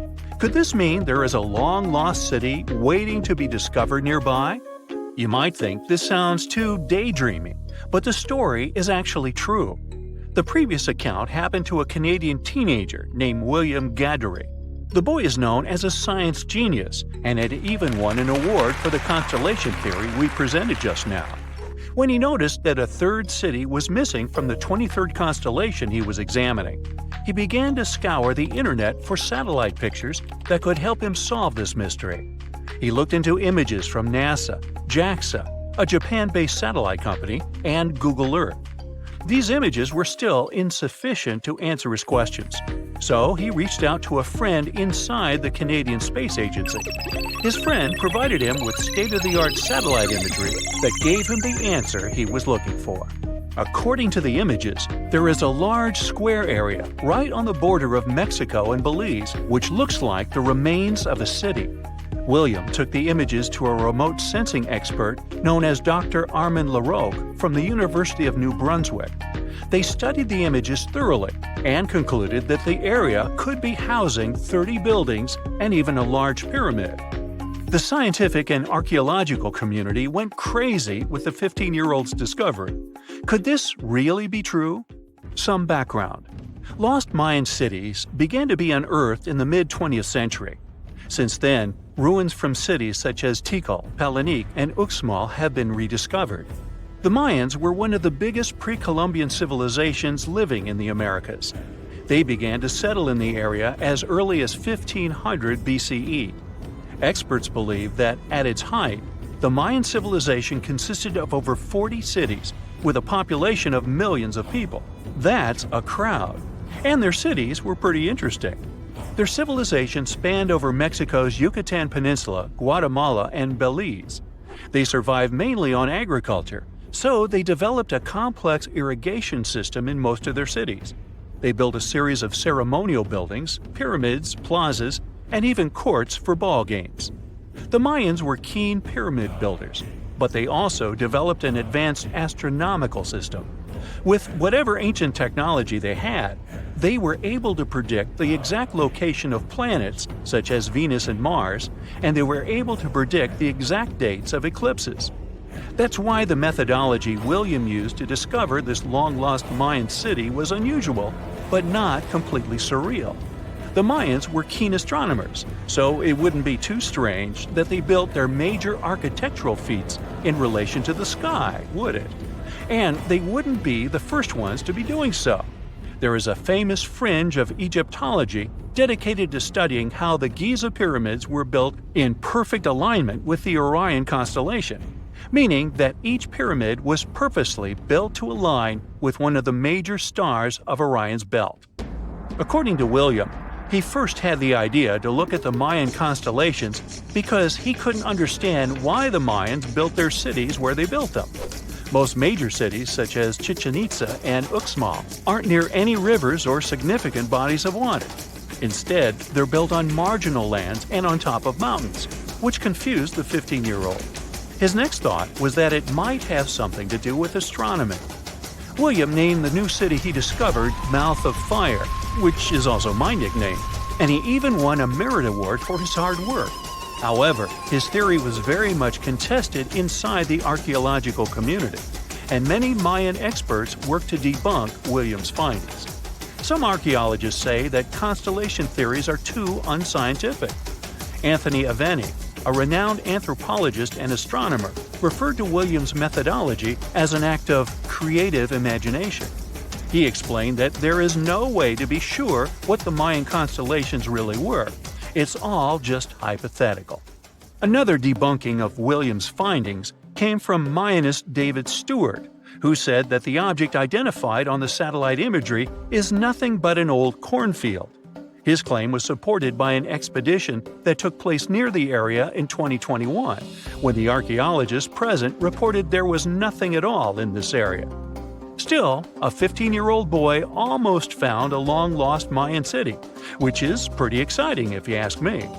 Similar techniques as those used by William are actually being used to unearth lost civilizations all over the world.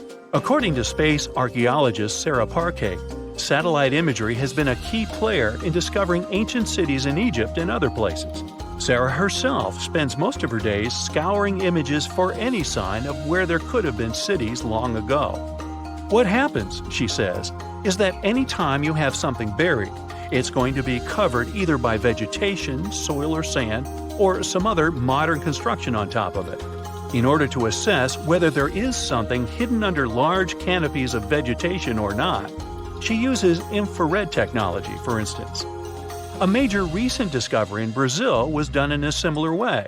Satellite imagery detected a network of trenches dating back to 200 to 1200 CE. These suggest settlements that could have supported around 60,000 people.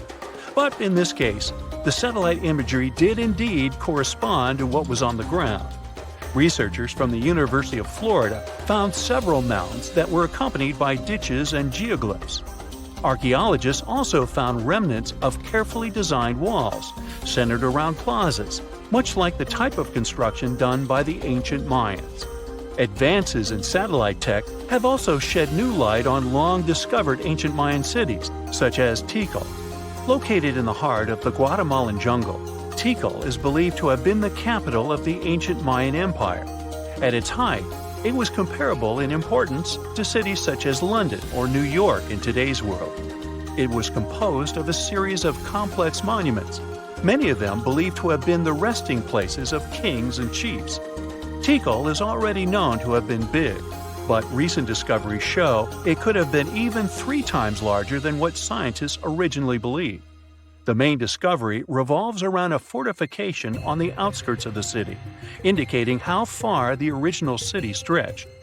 And new discoveries still take place.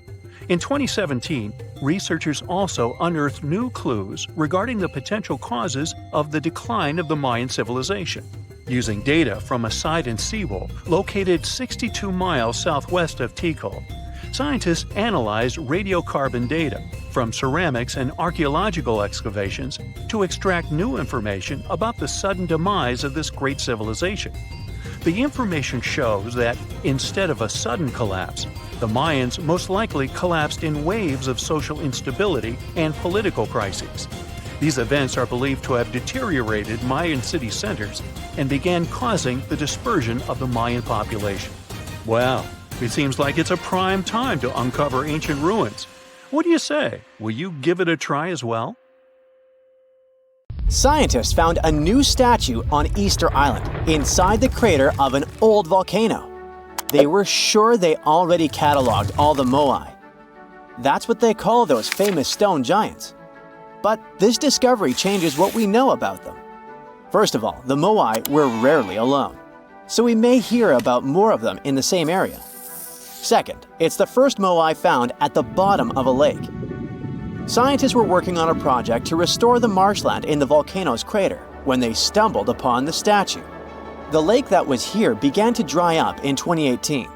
For at least 200 or 300 years, it was almost 10 feet deep, so it would be impossible for humans to build or put a statue on the bottom. Scientists think the moai are over 500 years old. It's possible that the Rapa Nui people who built them probably brought the statue here when the lake was dry in the past. The new find turned out to be slightly over 5 feet tall, which is smaller than the other statues on the island. It's a full-bodied one with recognizable features. Researchers also plan to do radiocarbon dating to find out the exact age of the statue. They don't plan to remove it from where it was found because the oldest members of the Rapa Nui community want it to stay where it is. Moai statues kept scientists puzzled for centuries. They knew that they were built as a dedication to the island's chiefs, but no one could figure out why they chose these various locations for the statues. Most of them were found along the coast of the island. Researchers from Binghamton University in New York decided to study the locations more closely and learned that it had to do with water. Easter Island has porous volcanic soil that absorbs rain easily, so there aren't enough streams or rivers and too little fresh water. Hundreds of years ago, the island's people relied on groundwater discharge to get drinking water. The water stored deep underground in rock or soil layers, called aquifers, reach a point where it flows up to the surface. When this underground water emerges near the coast, it mixes with the salty seawater, but the salt level remains low enough that the water is safe to drink. The islanders used to collect this water directly from the spots where it flowed out. And it looks like that's why they built the moai along the coast, right near their most important water source. The main bodies of most of the statues were made of volcanic tuff from a local quarry in what used to be a volcano. This material is easy to carve, but not so easy to transport. That's probably why researchers found over 300 unfinished moai back in the quarry. The rest of them stand in various locations, facing the villages. It looks like the statues were carved lying on their backs. Then, their sculptors detached them from the rock, moved them downslope, and set them in a vertical position to finish the work. When it was done, it was time to move the statue to its platform. And we're talking about moving statues that weighed around half as much as a single-story, unfurnished house without a car or any modern equipment for 3 miles. The locals must have invented some original transportation method. Scientists tried to recreate it and pulled moai replicas on wooden sleds. They thought someone would have used palm trees for that purpose, but this theory has been debunked. The most successful experiment so far was wielding ropes to rock the statue down the road in a standing position. This sounds legit, because the local Rapa Nui legends mention that the Moai walked from the quarry. And of course, they needed a good road to get there. In the early 20th century, researchers Catherine Rutledge found an 800-year-old road network on the island. It was a bunch of pathways around 15 feet wide going from the quarry. She thought that those roads were ceremonial and not built just for the statues. She wasn't a famous scientist back then, so others mostly ignored the theory. Several decades later, famous Norwegian adventurer and archaeologist Thor Heyerdahl published his theory. He mentioned that the roads were there exclusively to transport the Moai, and some of the statues were dropped along the way for some reason. But in 2010, researchers found that the statues reached their final destinations because they were all set on hidden platforms. The road floor was U-shaped, so pulling massive statues along them wouldn't be easy. You can still find roughly 15 miles of these roads on the island and see them from satellite images. Scientists used to believe that the Rapa Nui people made Easter Island unlivable and ruined their own civilization. But a new study that used remote sensing data and machine learning says that the island's population didn't grow too big and collapse. Instead, the islanders figured out how to live in this challenging place and kept their population small and steady for hundreds of years. Researchers found amazing rock gardens as proof for this new theory. Easter Island, or Rapa Nui, is one of the most remote places on Earth where people live. It's surrounded by the Pacific Ocean. Central Chile is 2,200 miles to the east of it, and French Polynesia is 2,600 miles to the west. The island, which is 63 square miles in size, is made entirely of volcanic rock. But the volcano stopped erupting a long time ago, so Rapa Nui's soil has lost most of the useful nutrients that lava once brought here. It's also drier than tropical islands, and its deep waters made fishing much harder for the settlers, as there's no shallow lagoons or reefs to fish in. So, the islanders came up with a smart farming method called rock gardening to survive here. They spread rocks of different sizes over the soil and planted crops like sweet potatoes and taro between the rocks. The rocks protected the plants from harsh winds and salty air and helped regulate the soil's temperature. They also slowly released minerals into the soil, so it became healthier for growing food. Some islanders still use these gardens, although they don't produce a lot of food. People in places like New Zealand, the Canary Islands, and the US Southwest have used similar techniques to grow crops in uneasy environments. While scientists are solving Easter Island mysteries, the island itself is teaching them something new about how the Earth's mantle works. For years, they thought it moved like a slow conveyor belt, carrying tectonic plates along with it. But a new study by geologists from Cuba, Colombia, and the Netherlands is challenging this idea. They used a special method called zircon dating to figure out the island's age. Zircons are tiny crystals that form when magma cools, and they have traces of uranium inside that turns into lead over time. So, the scientists measured this change to tell the age of zircons. And they were shocked when they saw that some zircons were way older than expected, around 165 million years old. The island itself is only 2.5 million years old. The scientists found that these ancient zircons came from deep inside the mantle, under the tectonic plate, by magma from earlier volcanic activity. Easter Island's volcanoes are part of a group called hotspot volcanoes, formed by hot plumes of rock rising from deep within the Earth. Normally, these plumes stay in one spot while the Earth's crust moves above them and creates a chain of islands, like Hawaii. But the discovery of ancient zircons on a younger island shows there's more going on deep underground than we thought. Research showed that 165 million years ago, a giant volcanic plateau existed where Easter Island is now. But 110 million years ago, it sank under Antarctica because of tectonic subduction. Ancient zircon minerals stayed put and didn't travel away with the mantle conveyor belt. So, it looks like the mantle near hotspot plumes doesn't flow as much as scientists used to think. It stays still. This new idea could lead to big changes in how we understand plate tectonics and how the Earth's inside moves over time. Beneath the sands of Luxor, scientists found something that was perhaps never meant to be found. Over 1,000 decorated stone blocks that belonged to the ruined temple of a woman pharaoh. It got us thinking, why was this temple so brutally destroyed, and who was this woman? Her name is Hatshepsut, and she is now considered one of Egypt's greatest pharaohs, but for a long time, history almost forgot her.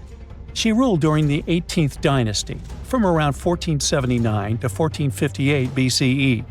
She's remembered for her ambitious building projects, successful military campaigns, and flourishing trade expeditions. It turns out she was one out of 4 women to take the title of pharaoh in Egyptian history. The next woman would have to wait for 1,500 years to reign, and that woman we know as Cleopatra. The story of how Hatshepsut got to be a pharaoh is the most colorful part of this tale. As far as most dynastic rules go, it's usually men that are first in line for royal thrones. In Egypt, that was the same. That's why, when Pharaoh Thutmose I had a daughter as his firstborn, that was a big no-no as far as his succession line went. A few years later, Pharaoh Thutmose I passes away. The crown passed to Thutmose II, who ruled briefly, only to leave the throne to his infant son, Thutmose III. In this scenario, Hatshepsut was this pharaoh's stepmother. So what happened was that Hatshepsut served as advisor to her stepson, since he was too young to rule on his own. But after 7 years, she made an unprecedented move. She decided to seize power and declared herself Pharaoh of Egypt. Now this was not a simple power grab. Hatshepsut understood that if she wanted to rule, she had to present herself as a legitimate king. In a bold move, she adopted the full royal regalia, including the false beard, traditionally worn by male pharaohs. She was often depicted in statues and hieroglyphs as a man, wearing the pharaoh's kilt and headdress. But this wasn't about disguising herself. Experts believe she never tried to hide her identity. Inscriptions on her statues often included feminine titles, like Daughter of Re, or grammatical structures that combined male and female terms, such as His Majesty herself. This showed that while she adopted traditional symbols of kings, she still acknowledged her true gender. But she needed to go even further. To legitimize her rule, she crafted an elaborate origin story. She claimed that the deity Amun himself had visited her mother in the form of her father, Thutmose I, and that she was his divine daughter.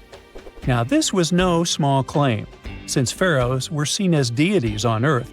By aligning herself with Amun, she strengthened her right to the throne. In temple carvings, she depicted this divine birth with Amun, presenting her as his rightful heir. These narratives weren't just mythology, they were tools, ensuring her position remained unchallenged. Hatshepsut also took a new name, Ma'at Kari, which translates roughly to "Truth is the soul of the sun god." The word Ma'at was central to Egyptian beliefs. It represented order, justice, and divine balance. Pharaohs were expected to uphold Ma'at to ensure Egypt's stability. By calling herself Ma'at Kari, Hatshepsut was likely reinforcing that she was a legitimate and rightful ruler. Her reign was truly great. She led Egypt into an era of peace and prosperity, launching massive building projects and restoring temples across the kingdom. Her most famous achievement was the construction of her temple at Deir el-Bahari, a pretty impressive architectural masterpiece carved into the cliffs of Luxor. Hatshepsut initiated one of the most ambitious construction projects in ancient Egyptian history, commissioning monuments, temples, and obelisks to immortalize her reign. It's argued that she continued with the construction of the Avenue of the Sphinxes, a grand road lined with statues leading to the Karnak Temple. For many, her shining architectural achievement was the towering obelisk she had carved from single pieces of granite. One of these, weighing over 320 tons, still stands today. Now, beyond building, she expanded Egypt's influence through trade. She sent an expedition to the mysterious land of Punt, believed to be modern-day Somalia or Eritrea, bringing back riches like gold, ivory, and exotic animals. Her fleet of ships sailing the Red Sea marked the first recorded trade mission of its kind, establishing economic ties that would benefit Egypt for generations.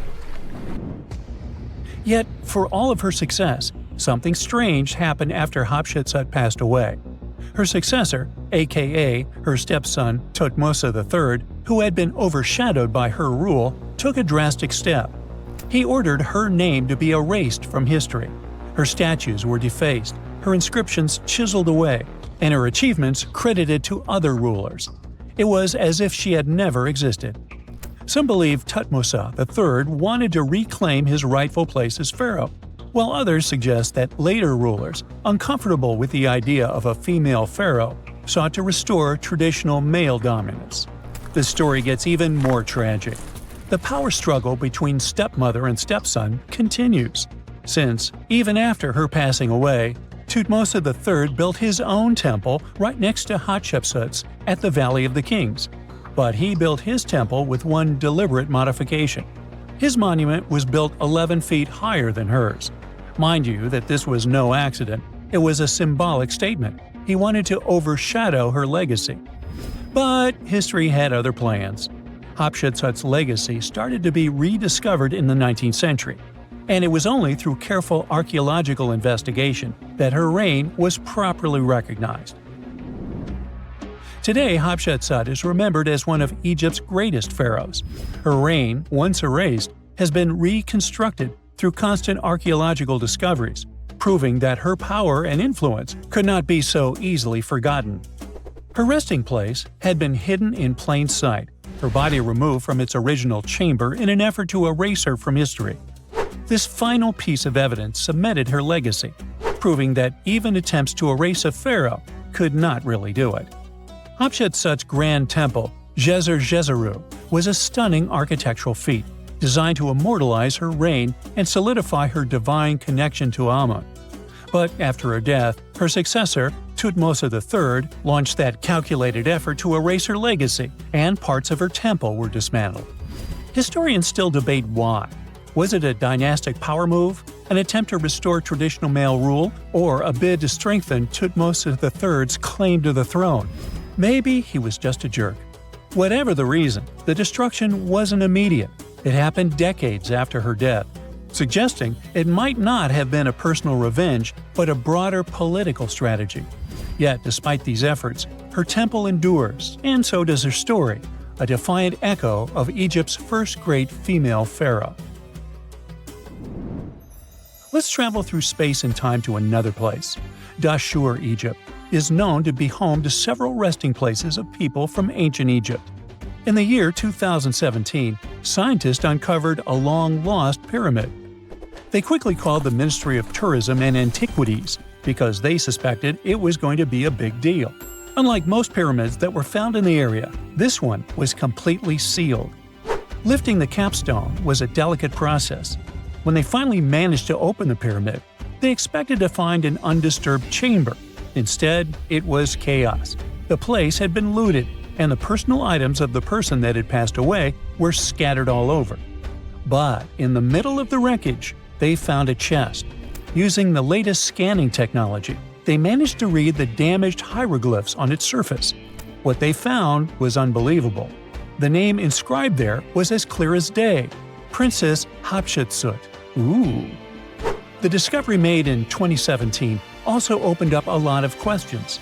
After further analysis, scientists discovered the remains belonged to another Hatshepsut. It belonged to a princess that lived during Egypt's 13th dynasty. The fact that a resting place had been looted before it was sealed made scientists wonder, were these ancient people trying to hide something about this public figure? And why is there almost no record about her in ancient Egyptian history? Ooh, stay tuned. That's it for today. So hey, if you pacified your curiosity, then give the video a like and share it with your friends. Or if you want more, just click on these videos and stay on the bright side.